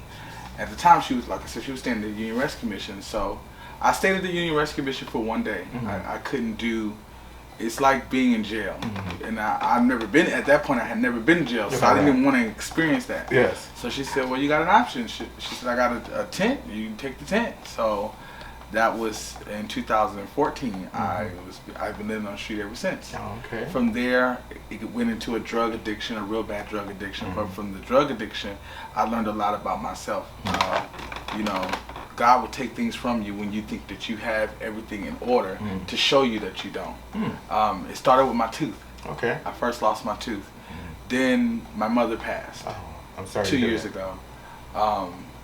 Then about a month after that, the tip of my finger got infected. I don't know if you can see this. And I lost 2 fingers, just being deep in my drug addiction and deep in my depression. But one thing I did learn this time, coming from I used to have a house, you know what I'm saying? I chose to be homeless, and a lot of people don't have the luxury to say that they did that, and I did that. You know, I thought it was fun and exciting because I never did it before. I was never living on the streets. I never really had to survive on my own. So then when I finally made the decision that it was time for me to do something differently was when I got out of prison. I got arrested last year, August 6, 2019, for 2 counts of assault with a deadly weapon, 1 count of great bodily injury. I beat up 4 people when I was drunk. Oh my goodness. Yeah, what you say you were drunk? Yeah. I beat him up, left, came back, beat him up again. When I did that, the police saw me the second time. They took me to jail. They was offering me 12 years at first. I took the deal for 2 years with half. I did a year flat. When I got out, things were different. Not just for me, but just different in general. You know what I'm saying? Especially, How so? I'm not originally from Hollywood. I was in the downtown area. Yeah, Skid Row area? Yes. Oh, okay. And it's way, to me, it's way worse than Hollywood. Because, you know, people always want to focus there. So people don't understand that there's homelessness everywhere. And I've experienced it just catching the number 4 bus. And you stop in different places. And I mean, I always thought homelessness was right there in downtown. Exactly. And it's, you know what I'm saying, when I was in prison, I learned that at any given moment, there's at least 50,000 homeless people in LA County, period. 50,000 It's 60 now, but 60,000. And You know with the COVID-19 is adding because people are being thrown out of their houses and evicted too. So yeah, nowhere to go. You know what I'm saying? It's only going to get worse before it gets better. So if we get together and we do something, like I want to thank Jed, and I definitely want to thank Ashley. Yes. Those are 2 wonderful people. Literally, I got out of prison. I went on a real bad binge for a while, you know what I'm saying? And I found myself literally butt naked in a park downtown LA, cussing people out saying Black Lives Matter. And when I came to, you know what I'm saying, they didn't call the police. This is how you can see the kindness in people that you don't regularly see. We see so much in the media about people just, you know, being racist or being, you know, a certain type of way, when the reality is there are a lot of good people in this world, and we just allow people to be good. You know what I'm saying? So when I just stopped. I literally stopped using drugs. I stopped drinking. I had to stop for myself. So I was like, well, I don't want to go back downtown. Where I want to go to Hollywood. So that's how I ended up on Selma and Las Palmas. So when I got there, I spent 2 days just doing recon. Like, I just watched what's going on in the neighborhood, because at that time I had been coming to Hollywood to visit, but never really to stay. So in my visits, all the gay people, because I'm gay, hang out right. Used to hang out right there in front of the church. Like, is it near the? It's the first. I'm going to say it's not near the LGBT. It's down the street. Okay. So it's down. It's like right around the corner from the YMCA. Oh yeah, I see. Everybody used to hang out. So then I got there. This time it was only a couple tents. So then I spent 2 days just like hanging out at the church and going to meet here, or going to, you know, and doing several different things. The third day I was there, this guy at the corner, Tony, he had just got his housing. Not his housing, but he had got a residential treatment facility. They came and picked him up from the tent. So then he left the tent, the bedding, everything, and he just stood in the street. And I was like, well, I don't have nothing. So I asked him, I said, can I have it? He said, yeah. Right after he left, Ashley and Jeb showed up. And then she was like, sorry, would you be interested in getting a room instead of just living on the street? She said, if I can get you a room, would you? I said, yes. Now, what surprised me the most about that is the day of us coming here, there were so many people who wanted to go, but then when the time to go, they changed their mind. Oh, I want to hang with my friends, or I can't go because of this, or I don't want to pack up my stuff. The reality is, when it's time for you to do better for yourself, it will present itself first, and then you have to accept it. People don't know about the accepting part. God can present anything you want to present to you, but we have to accept it. That's the free will. Let me interject here too, because you have to live out here on the street is also a challenge, because sometimes I was having a conversation with Angel that we lose hope. And that's a part of it too. It might not be about being presented. The thing is that when you feel like the negative stereotypes has been seeping in by the outsider, you tend to believe that, you know. And when, for example, there was a time, and I will, full disclosure, someone offered me to go to Project Room Kit. And when I heard about the prison kind of thing, with them searching, I had a panic attack, because I could not deal with that kind of, I did not want to be like I was a prison, because where I was at, I was able to come and go. I have my own key, go to the bathroom, have my own autonomy, and just go back and forth, and just be a human being. And the fact that they offered me that, and I had to turn it down because of the fact that it's just the idea that seeps into it. Like you are a problem, a burden that we need to put and lock into a cage. And a lot of unhoused people have this suspicion, because they've been promises a lot of times, and it hasn't panned through. It's particularly hot in the street. You know, you've been out here as long as I have, so you know, that is one of the things I like to talk about as well. But go ahead, please continue. So, you're absolutely correct. So then, what really baffles me the most about I like the way you say the unhoused. This is the first time I'm hearing that terminology. I like that. I'm gonna start using that, because that's what we are. We're not homeless, because homeless is a tough word. You know what I'm saying? Because the home is where the heart is. So wherever I can't be homeless. That part right there. You know what I'm saying? Like, it's impossible. I might be without a residence. You know what I'm saying? Yes. And one thing I learned is, even being in a hotel, you're still considered homeless. Exactly. Because you don't have a legal residence where you can, you know what I'm saying, get your mail or exactly. You know what I'm saying? You can't put this address on your ID. And not only that too, you can't stay here about like 28 days, and then they'll throw you out. So that's just not a permanent residence. At all. Exactly. and 28 days is expensive. Hell, I'm here to tell you. You know what I'm saying? So that's another thing I want to appreciate, wherever the funding's coming from. You know, and they're working to keep you here a little bit longer. So that's another thing. And I've been putting the word out there about Street Watch, because that's the organization that I know of. That's helping me right now. I've been telling and Ground Game, Street Watch, Ground Game, K-Town for All. It's a lot of them pushing for this to happen. It's a wonderful group of people. Just from the two I met, just from day one. Ashley smiled. That's the first thing she said to me. She said, when she said the hotel room, I smiled. She said, "You have a wonderful smile." I said, "Thank you." She said, "Would you mind doing anything? I will talk to anybody about it, because it's a program that really will help the people." I also had an idea. This is just an idea. I'm pitching an idea here. Okay. Do you ever notice when homeless people get into accidents, they don't have any emergency contacts? Yes, that's one. Right. That's the first question they ask you when you get to the hospital. Who's your emergency contact? When we're unhoused, we don't have a lot of support out there, and there's not an organization that only provides emergency contacts, like people who are either from the streets or still currently in the streets, who may be able to provide an emergency contact if something went wrong. The situation I was in a friend's tent. This is back when I was living in the tent, and we heard this boom. Now he's used to be an emergency firefighter, so his first instinct, he jumps up, runs out the tent. I'm not a firefighter, police officer, doctor, none of that. I cannot provide any emergency medical assistance, but what I can do is maybe get the person's name, get his information, stuff like that. So when the ambulance comes, those are questions I can answer. He's not going to be able to answer that. Oh, he got hit by a car. His whole leg was literally spread on the ground. Oh my God. Open up. And if you ever seen that much blood at one time, it doesn't look real. It looks foamy.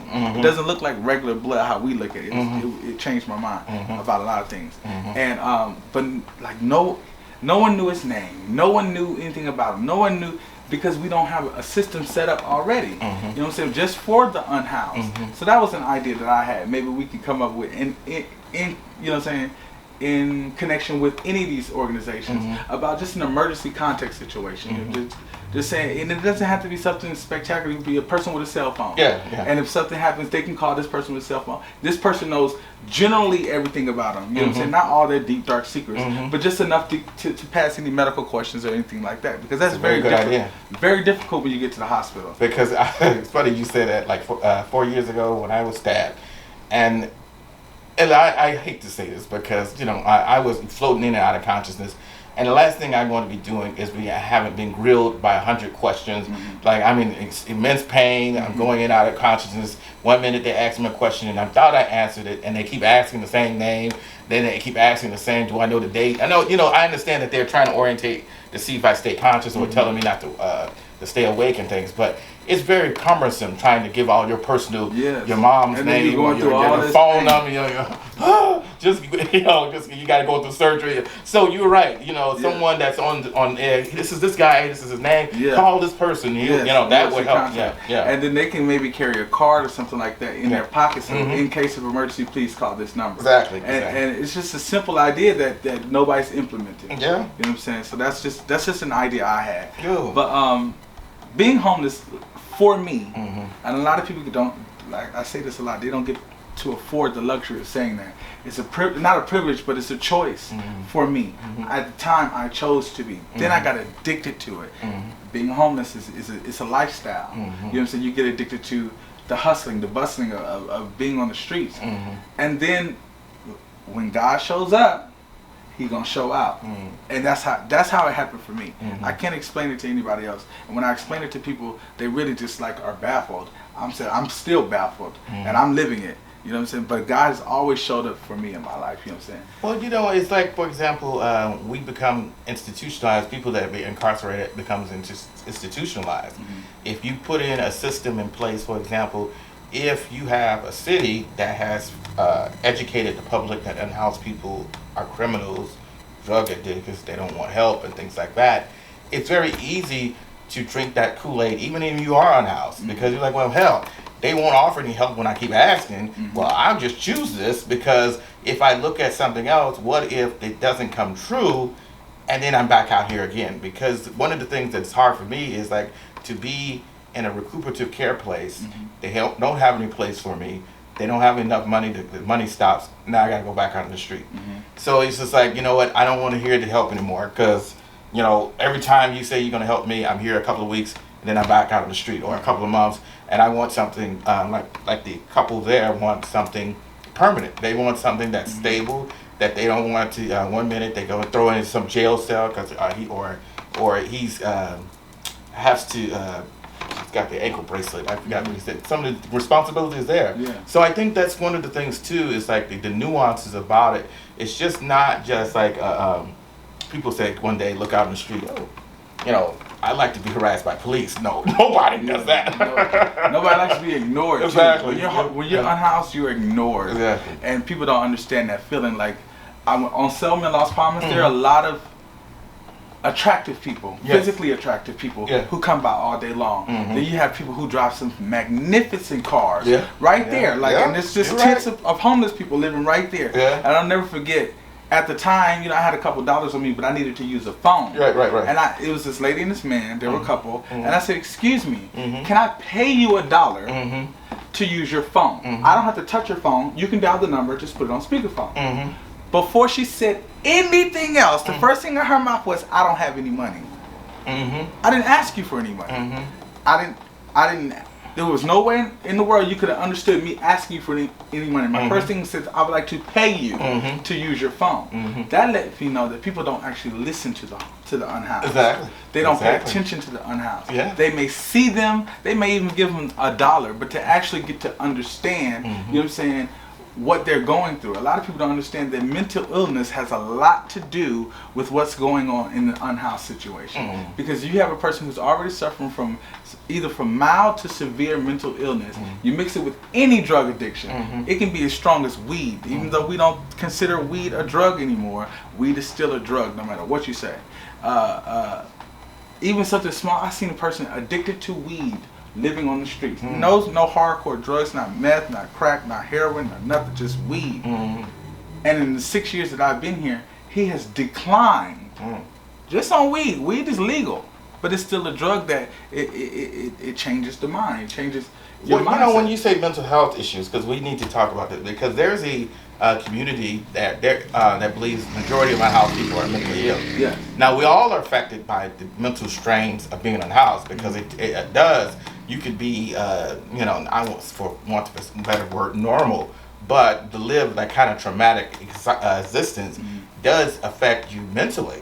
But it doesn't mean because a lot of the people that are on substance usage were not before they became unhoused. They got on because it was hard to live here, to learn, to deal with the day-to-day stresses, which is what I dare any council member that is pushing those special enforcement zones.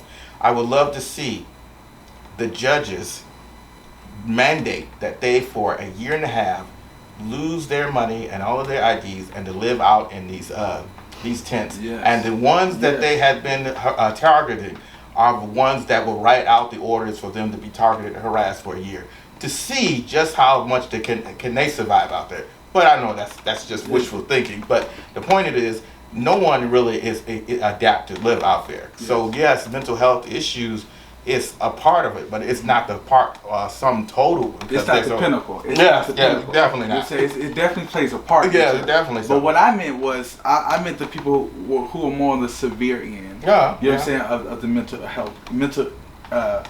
health issue. Yeah. Because there some people like me. I have a mental health issue. Yeah. You know, I suffer from anxiety real bad. Okay. I don't do crowds.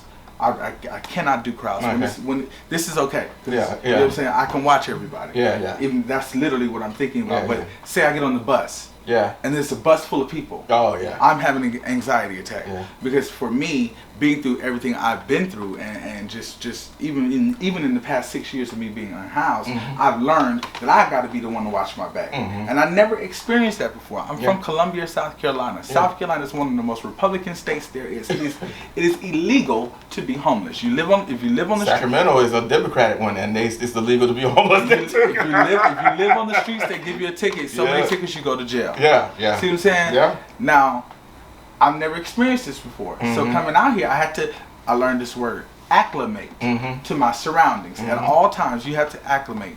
As humans, we have done that to the highest degree. Yes. You know what I'm saying? They say Very much so. adversity is the mother of invention. You know what I'm saying? When we go through something, we can't figure it out, we come up with a solution to it. You know what I'm saying? But one of the solutions to being unhoused is to accept that. When you were saying that we have this pretty much this doubt in our mind that, okay, this is not going to work. You know what I'm saying? But we have to be not afraid to, we can't be afraid to lose. But that takes patience. Yes. That takes people meeting us where we are. Yes. Because I have I have friends that believe that unhoused have to be in a conditional kind of state. You have to be ready for help, or you have to be at this point to this point for someone to reach out. And the ones that stick in my mind that reached out, they made me rethink things. And it wasn't my immediate friends. It was a friend that when I was living out in the park, and they don't know these, when they came out of nowhere and seen my stuff and offered to put my stuff and help store some of my stuff. And at first I was just struggling, like, are you serious? What did they got? You know, is this for a couple of weeks? And then they're going to come back and say, so when they did that, that made me re-examine my situation. Because it's like, they're not asking me to move my stuff. Maybe I can go get my ID and I don't have to worry about the police taking my stuff. And when I did that, that changed my idea. I said, maybe I can get off the street if I can use, and then they introduced something else. Well, you can get your mail sent here and we'll take up your mail.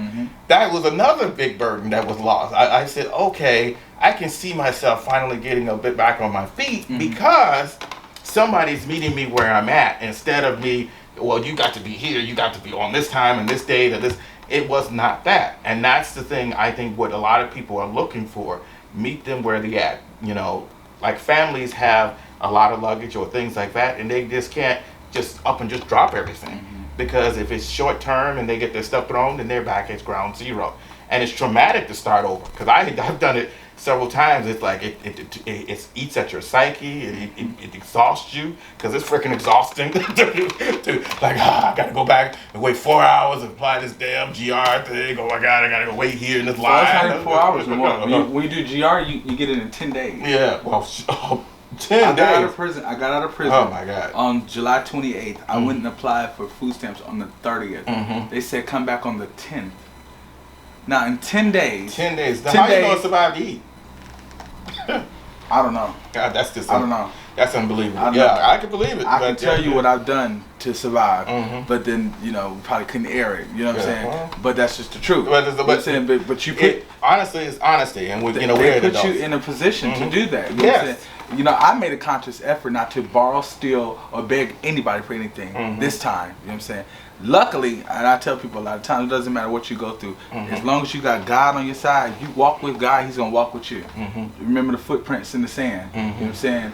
Why was there only one pair of footprints? Because when I was tired, He carried me. And I feel like now it's at a point where He's carrying me. He's showing me that, Jimmy, if you want to do this, this is what can happen. I mean, literally, I cannot explain it. I literally thank God every day. It literally was just like boom, boom, boom. I literally stayed in that tent for 2 days. No, that's a lie. Because I met him on Thursday, Friday, Saturday, Sunday, Monday, 4 days. Okay. I was going to ask you, Jimmy, I noticed the challenges because I've interviewed queer, gay, transgendered people, and each of them have their own story and their own, in your words, testimony. Were you targeted or bothered? Did you find it difficult to be out here because of that? Well, okay. Everybody has a different story. Yes, it is. My story wasn't that bad. Okay, like, especially with being the gay part. I met this woman. Her name is Carla. We all call her Little Holly Berry because she looks. You ever seen Losing Isaiah? The movie Losing Isaiah with Holly Berry? Oh yeah. She looks like Holly Berry in that movie, Losing Isaiah. Wow. Not on the crack, but when she got herself together. Well, Holly Berry was my secret wife. You just don't know that. But she's that's beautiful. Don't tell her. And when I met her, at the time, I was my stepfather sold cigarettes in front of the Midnight Mission. Okay. And if you don't even know about downtown, they only have two brands of cigarettes. You have The real brand, he had what they call sheriffs. Yeah. And so I was just sitting out there with him, selling cigarettes. I started off with 2 packs of cigarettes. By the end of the week, I was selling heroin. It's true. So I met her. She was like, I'm the plug. You the plug? Okay. And she's beautiful. I love hanging with beautiful women because I like guys, and guys attract to beautiful women. So I always keep a beautiful woman with me at all points. You know what I'm saying? So we started getting real close, and then we met this other girl named Sarah. So it was me, Holly Berry, and Sarah. And when I say we elevated our game, this is homeless gang or unhoused gang. We went from selling cigarettes to we were selling every drug known to man, and we were selling every cigarette accessory and all that. We just had everything right there on the corner of 6th and San Pedro. And we did that for about 2 years. Okay. And we squandered money. This is when I could tell people. Back to the gay part. I was very like shy at first. You know what I'm saying? I didn't talk to any guys. I didn't say anything to anybody. I was just real composed. And I call her my sister. So my sister, she always said, Jimmy, why are you so scary? I'm not scary. I'm not from LA. I've never been here before. I'm not going to put myself in a situation where I could be in trouble. And it came to the gay part, and I was like, you know what I'm saying? I'm gay. I can't just be talking to guys like this. She said, Jimmy, you see her right there? And she talked about another friend of mine named Spirit. She said, if I can her, you can anybody you want to. And I'm like, what? And then she proved it to me. She pulled her. Like she pulled her. She got, my sister, she's bisexual, so she got capped. And I said, she said, you see that? If I can do it, you can do it. And from that point on, my confidence went from this to this. Because I look at the caliber of woman she is. If she can do it, I can do it. That's my twin sister, right? So from that point on, anything I wanted to do, I said it. I did. Anything I wanted to say, I said it. Anybody I wanted to fight, I fought them. And over the time, I just kind of got a respect level. You know what I'm saying? And it's not because I come in demanding, no. But my presence commands respect. You know what I'm saying? Because I give everybody equal amount of respect. Now you disrespect me, I'm not going to disrespect you back. Because I'm allowed you to act a fool. So then when situations happen, they're gonna rewind the tape back and be like, dang, you really did get beat up by a gay guy. You know what I'm saying? And I have to think about that. I was never really violent until I came to LA. You know what I'm saying? But it's more on a protection level. So for me, I was downtown. It wasn't socially acceptable to be gay at all.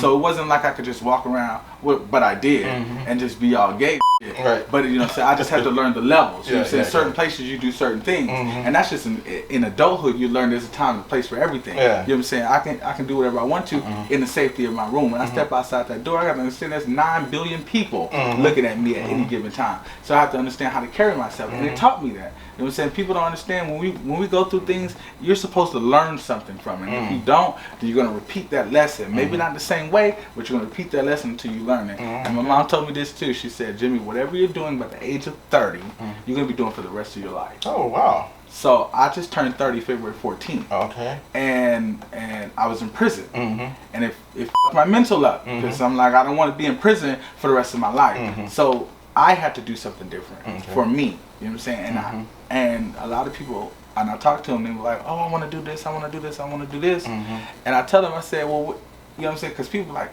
oh, you in Hollywood right now? Yeah, I'm in Hollywood. Just come. Literally, I had a tent downtown. I was living with this girl, Nicole. We was in and out, having fun or whatever. And I literally looked up one day, and I was like, you know what? I'm done with this. I didn't take a tent, I didn't take a clothes, I didn't take none of that. And if you scan the room, you see I got all that now. I left what I had to do something better for myself. And only way I can help people is if I help myself first. And I learned that from Steve Harvey on the Kings of Comedy. You know what I'm saying? There's no way. He said, if you got 12 broke friends, how do you help them? Don't become number 13. So sometimes you got to learn when to help people, and sometimes you got to learn when to sit back and just allow them to do what they do. So like my friends here sleep. You know what I'm saying? I offered him to come here Tuesday. He made a choice to wait till Sunday. So you spent 5 days living on the street doing whatever you wanted to do when you could have been asleep. Well, you know, like I say, again, it's a process. And my uncle told me when I was 12 years old, he came to me and said, Jim, I need you to learn one thing only. Life's about 2 things, choices and consequences. The choices we make today have consequences tomorrow. We naturally take consequence in a negative connotation, when truthfully, it means consequence, something that comes after sequence, something that happens after something else, a cause and effect. So when I learned that That's why I say I made a choice to be homeless. Because no matter if I got a mental health issue, no matter if I have a gay issue, no matter if I have any kind of issue, I still made a conscious decision every day to be there. So when I made a conscious decision to do something better happened for me. Oh, well. Like I say, it's an individual thing. Yeah. I take a disagreement to that because there are things, because it's just very difficult to say that because life happens to everybody. Yes. I mean, I'm thinking of the gentleman that I interviewed that has stage 4 cancer. You know, he cannot, he didn't choose to be out on the street. He couldn't work because his wife already is dead and he's out here and he's at the end of his life. You know, there's no way he's going to work himself out of it. There's no way he's going to get himself out. He's on his way into the next realm. So there's a lot of things that happen to people that is not a bad choice. Life happens to us. For example, the second example is the pandemic. No one that out here that is living out on the street now chose to want to live out here. They had a place. They were working. They were doing all the things that they would necessarily happen, but they could not foresee a pandemic that shut their jobs down, that shut them from not being able to pay their rent or taking care of their families.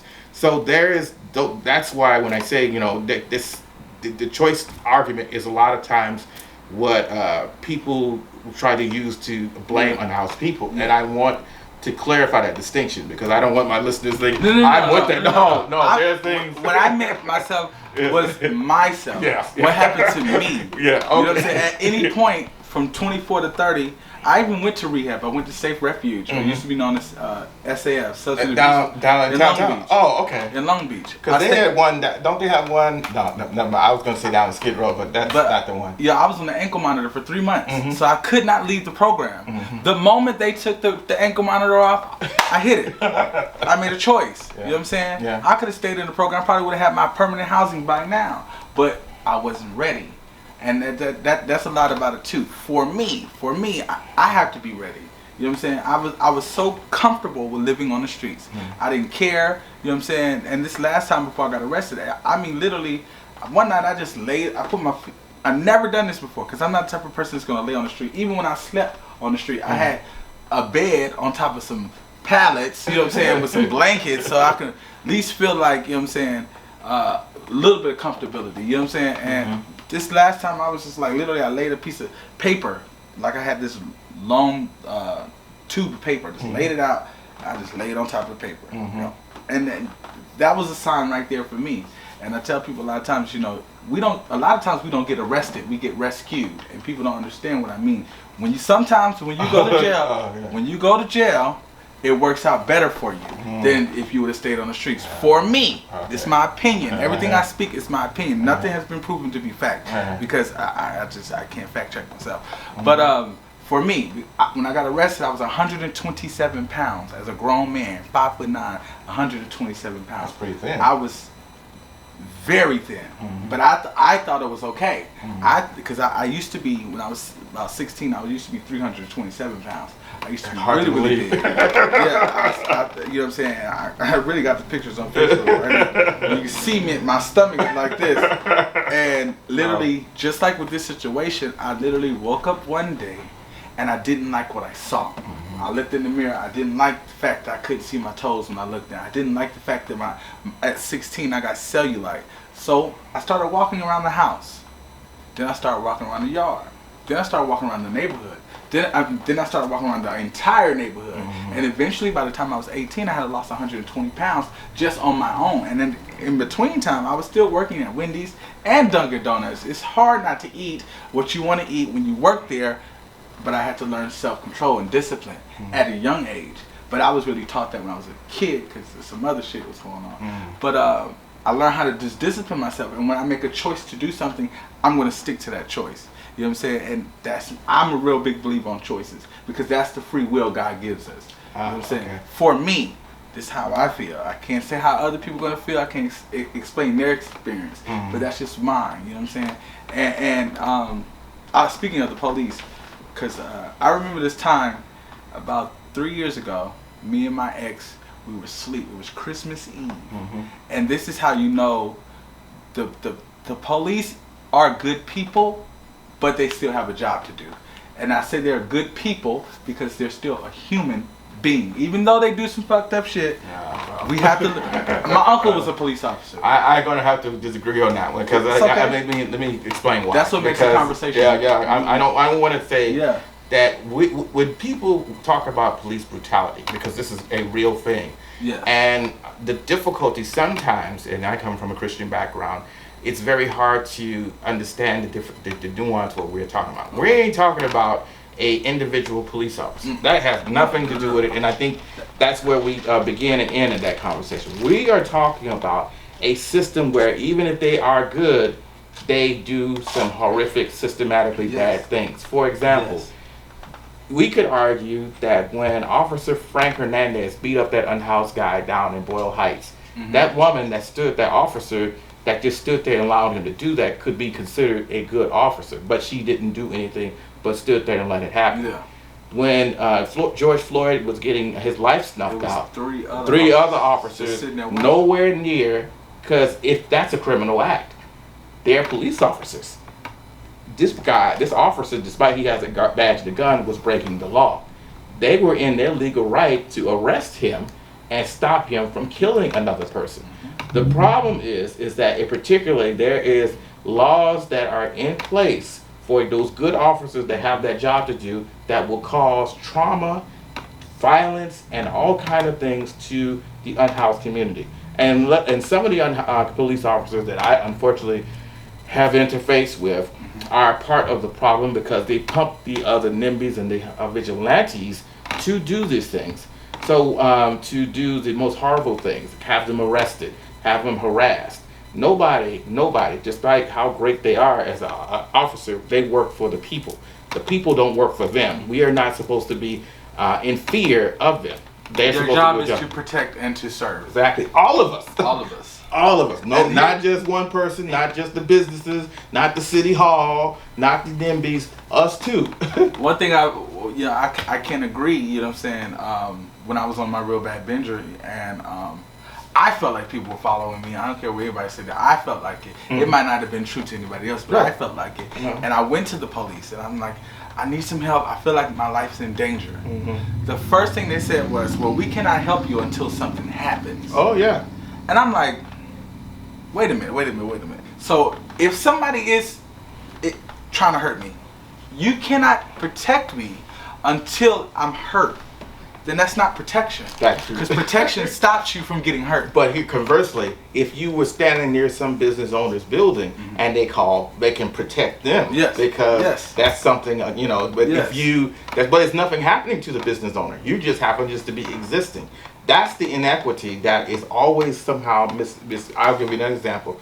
I was stabbed, and in several places I lost colon and had to be a lot of stuff has to be reattached and things, and it took the police over 45 minutes, and I'm bleeding out, and I'm going in, like I was telling you, in and out of consciousness, and the people that got there first obviously was the ambulance. By the time the police got there, I was on my way because I couldn't stand there or sit there to give a statement. But the point of it is, I was sitting in the park, conversely, just minding my business. This woman seen me sitting in the park, not talking to anybody. People waving and talking to me that I knew, and they felt threatened and called the police. Do you know they took like 6 police officers come by, drive by, look as if I was this violent thug because of the thought that because I'm unhoused, I'm there and I am an eyesore to the community. That's what my sticking point is. That's why, you can be as kind and nice to give me a bottle of water, but if you're there to criminalize and put me in jail or incarcerate me, I don't need your water. I need you to treat me just as equitably as you treat those damn business owners or those business improvement districts or richer. So what do you think is the root of the issue? Because if we take the fact that there are people out of it, they're humans, take that out of it.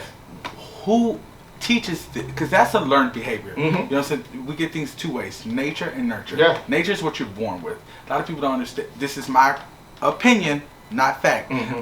You're not born with anything. You're not born with intelligence. You're not born with the sexuality. You're born with 5 things. The basic need to survive. You're born with the ability to see, hopefully, feel, smell, taste, and hear. Right. Those are what you're born with. Mhm. You were not born with the innate ability to do anything but cry because that's the only language we know. We communicate. You know what I'm saying? Yeah. So everything else in life is taught to us, either subconsciously, just by watching other people, you know what I'm saying, or consciously going to school, listening to your parents. Those are things that kind of thing. everything's taught. Right. So with the brutality, is it taught? Because it's not. You're not born with the ability to be. Well, I guess you're born with the ability to be brutal, but you're not born with the knowledge of how to do it. Well, so I who think teaches? I do think this is what I think. I think before they put on the uniform, they're educated about certain people, or they're not educated about certain people, and the empathy is not there about other people that don't look like them or have the same experiences that they have or whatever.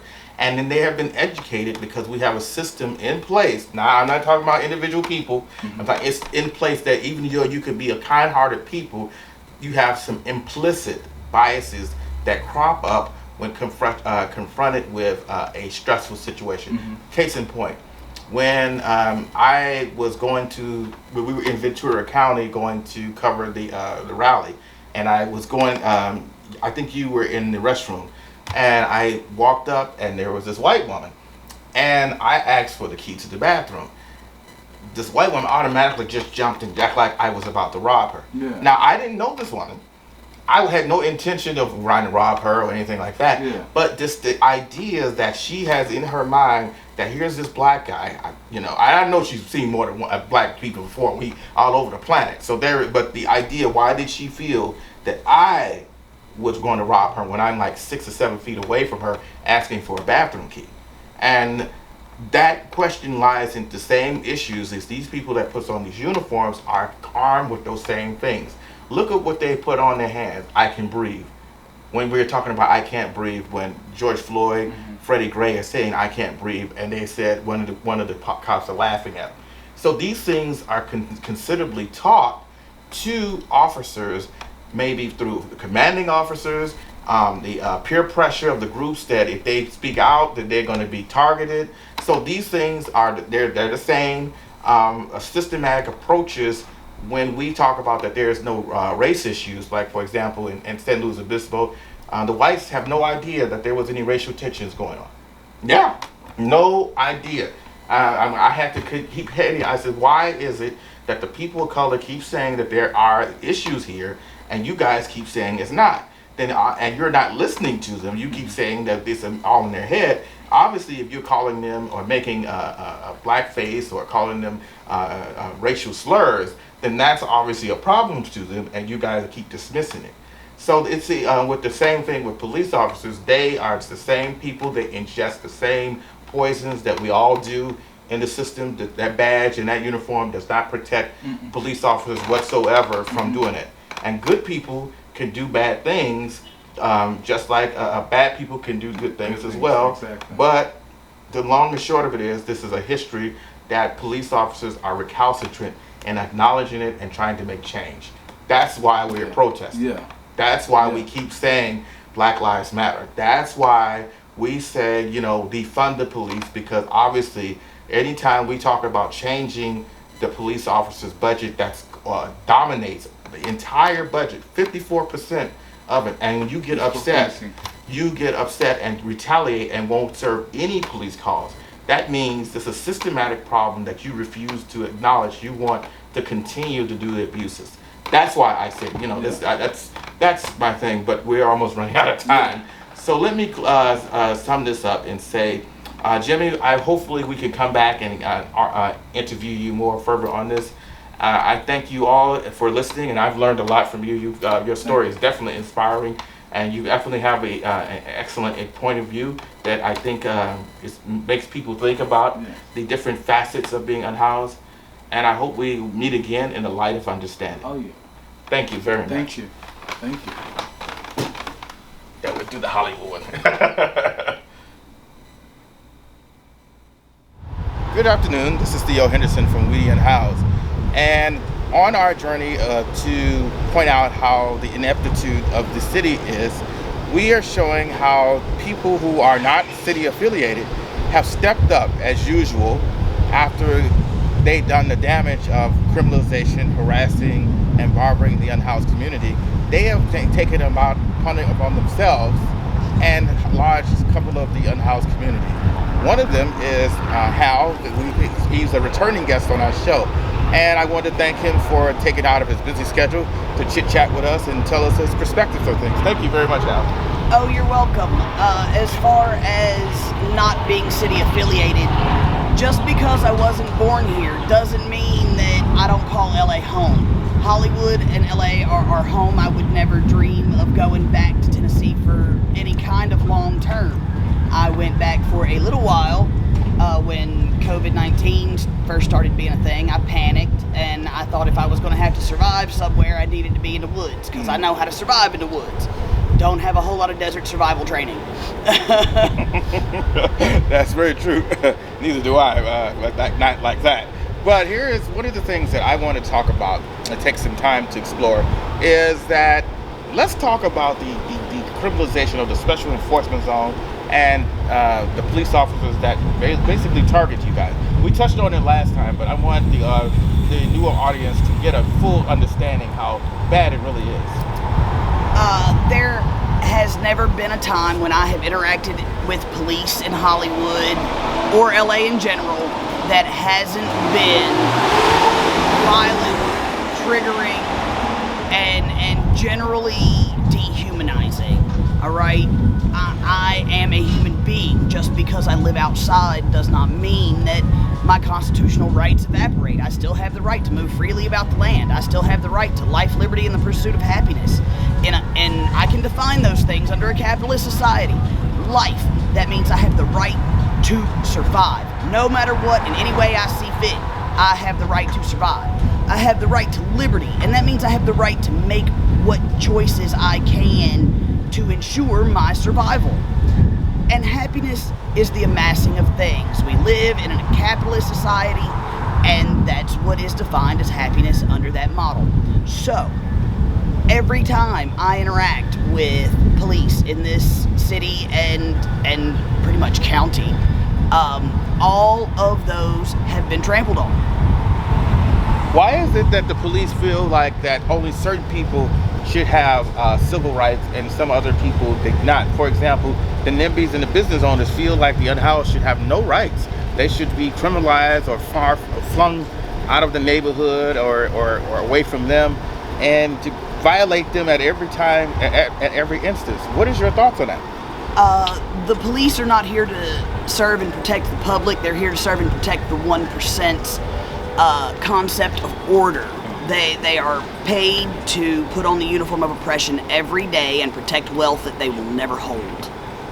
So tell me about the sweep that happened recently, because I understand that you had some interesting interactions with them. So I would like to hear your side of it. First of all, Detective Sergeant Shannon Gainey approached me and used my given name. And I told her very directly and concisely that she was not my friend, and she didn't get to call me that, and that I was Mr. Self-Made to her, and if she ever referred to me as anything but, I would slap her with a harassment lawsuit. Wow. So I understand that did that escalate further, or did it get... No, she refused to speak to me after that, which is exactly the point I wanted. Yeah. I always tell cops I do not consent to conversation. That's their whole MO. They try to trip you up in consensual conversation. If you do not consent to conversation, they have to back off. They cannot continue to press. If they do, that is again grounds for harassment lawsuit.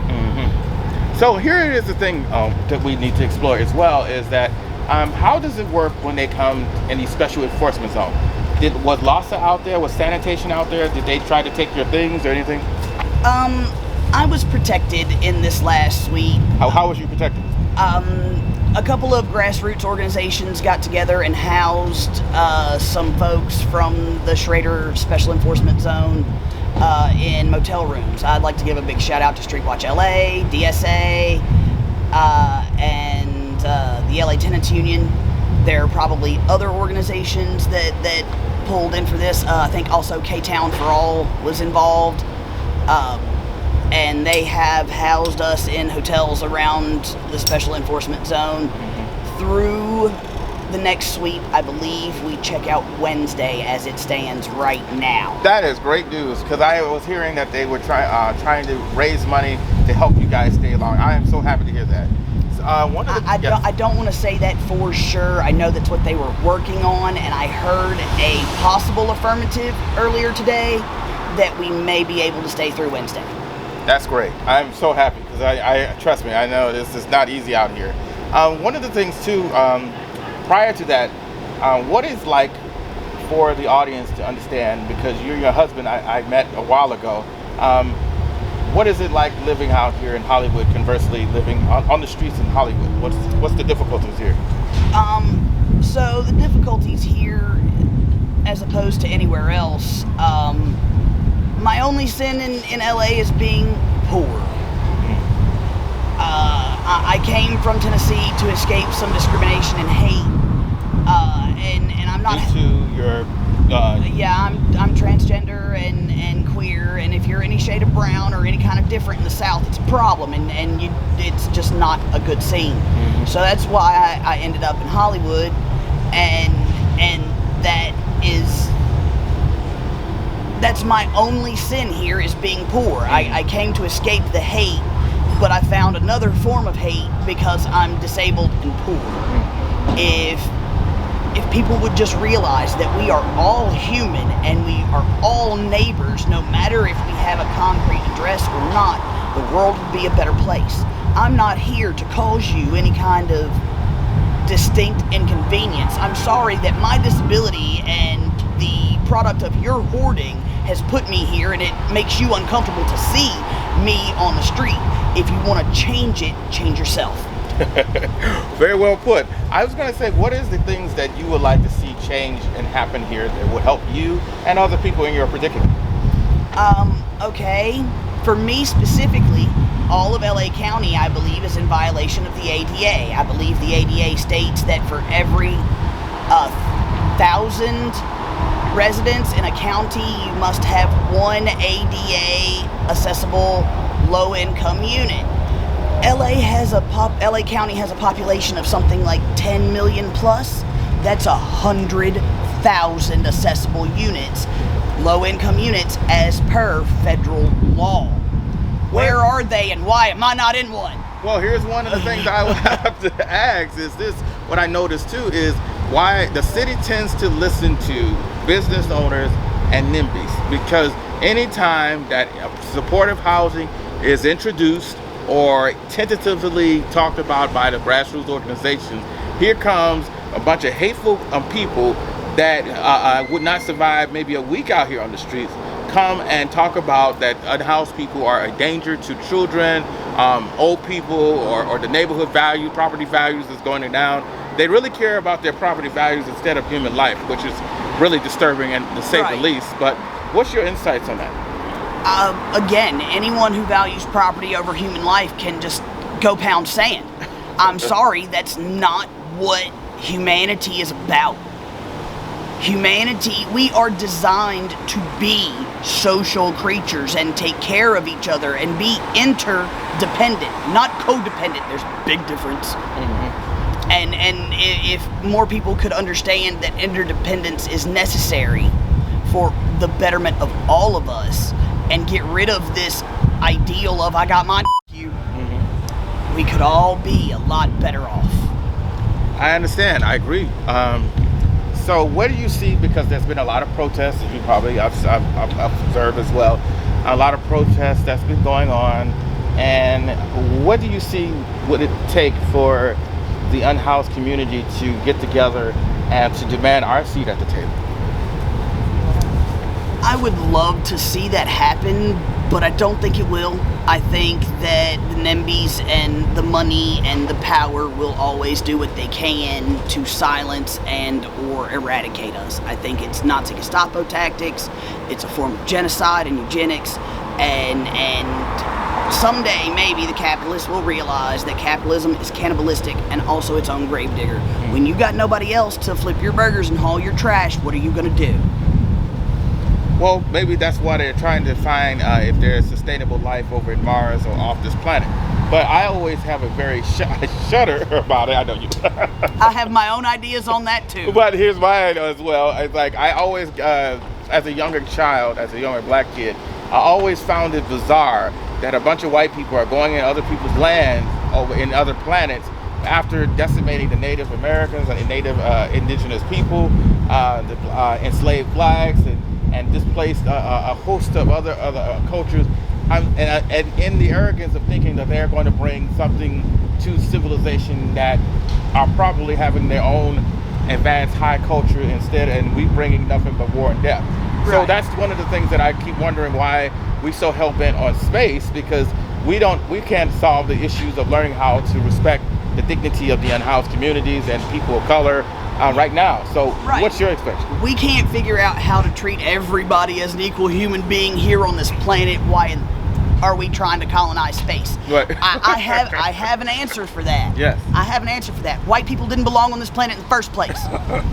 White people did not belong on this planet in the first place. There's an asteroid belt somewhere out between Jupiter and Neptune, I believe.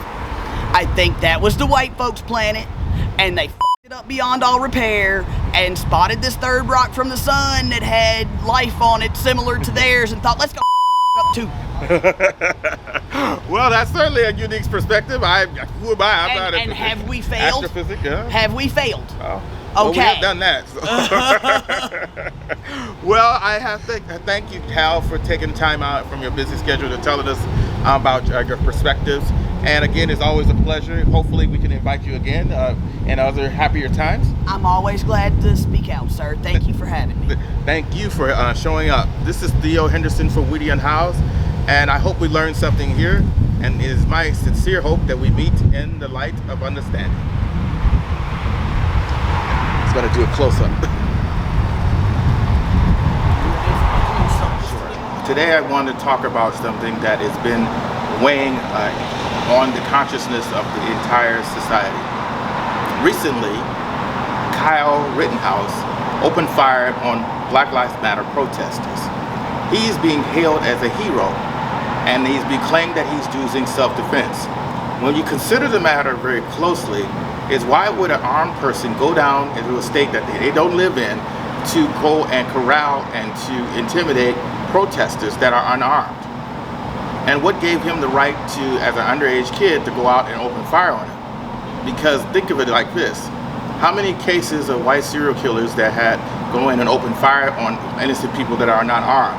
The usual response is to try to restrain that person. People are failing to realize when they were running to him, they were trying to stop him from doing the criminal or violent act. President Trump considers himself doing law and order. However, he fails to call out this criminal a thug.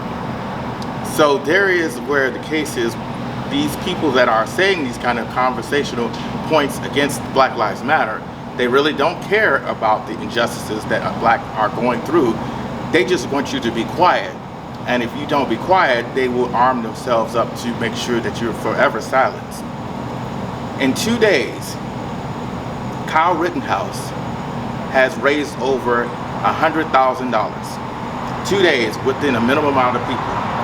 Organizations like We the Unhoused, We Help the Unhoused, Create Time for All, and these other organizations, we are unable to raise that type of money within 2 days.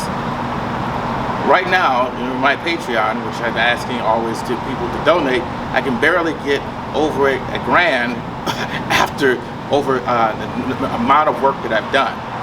So if we really want to talk about the injustices in white privilege, we have to look at it no further than Kyle Rittenhouse. What prompted the whole American society to sit there and give over a $250,000 to a person that went and shot 2 unarmed people? This is Theo Henderson from We the Unhoused, and I thank you all for listening, and it is my hope we meet in the light of understanding. So join us in this episode 33 of We the Unhoused. No one really cares unless it's our property values.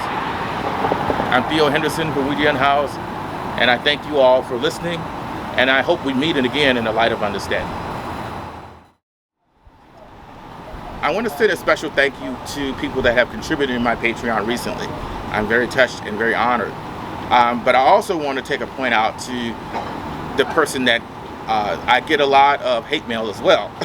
I don't mention it, but I want to mention this particular moron that went and said, get a job, stop feeling sorry for yourself, you're pathetic.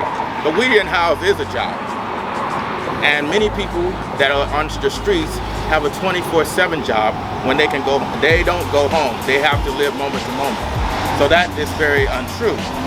If you like this podcast and you need to help support Unhoused in many other new areas as well, please go to my Patreon at Unhoused. I have a Venmo as well as I have, I also deal with subscribing to my Pandora, SoundCloud, YouTube, TikTok. Thank you.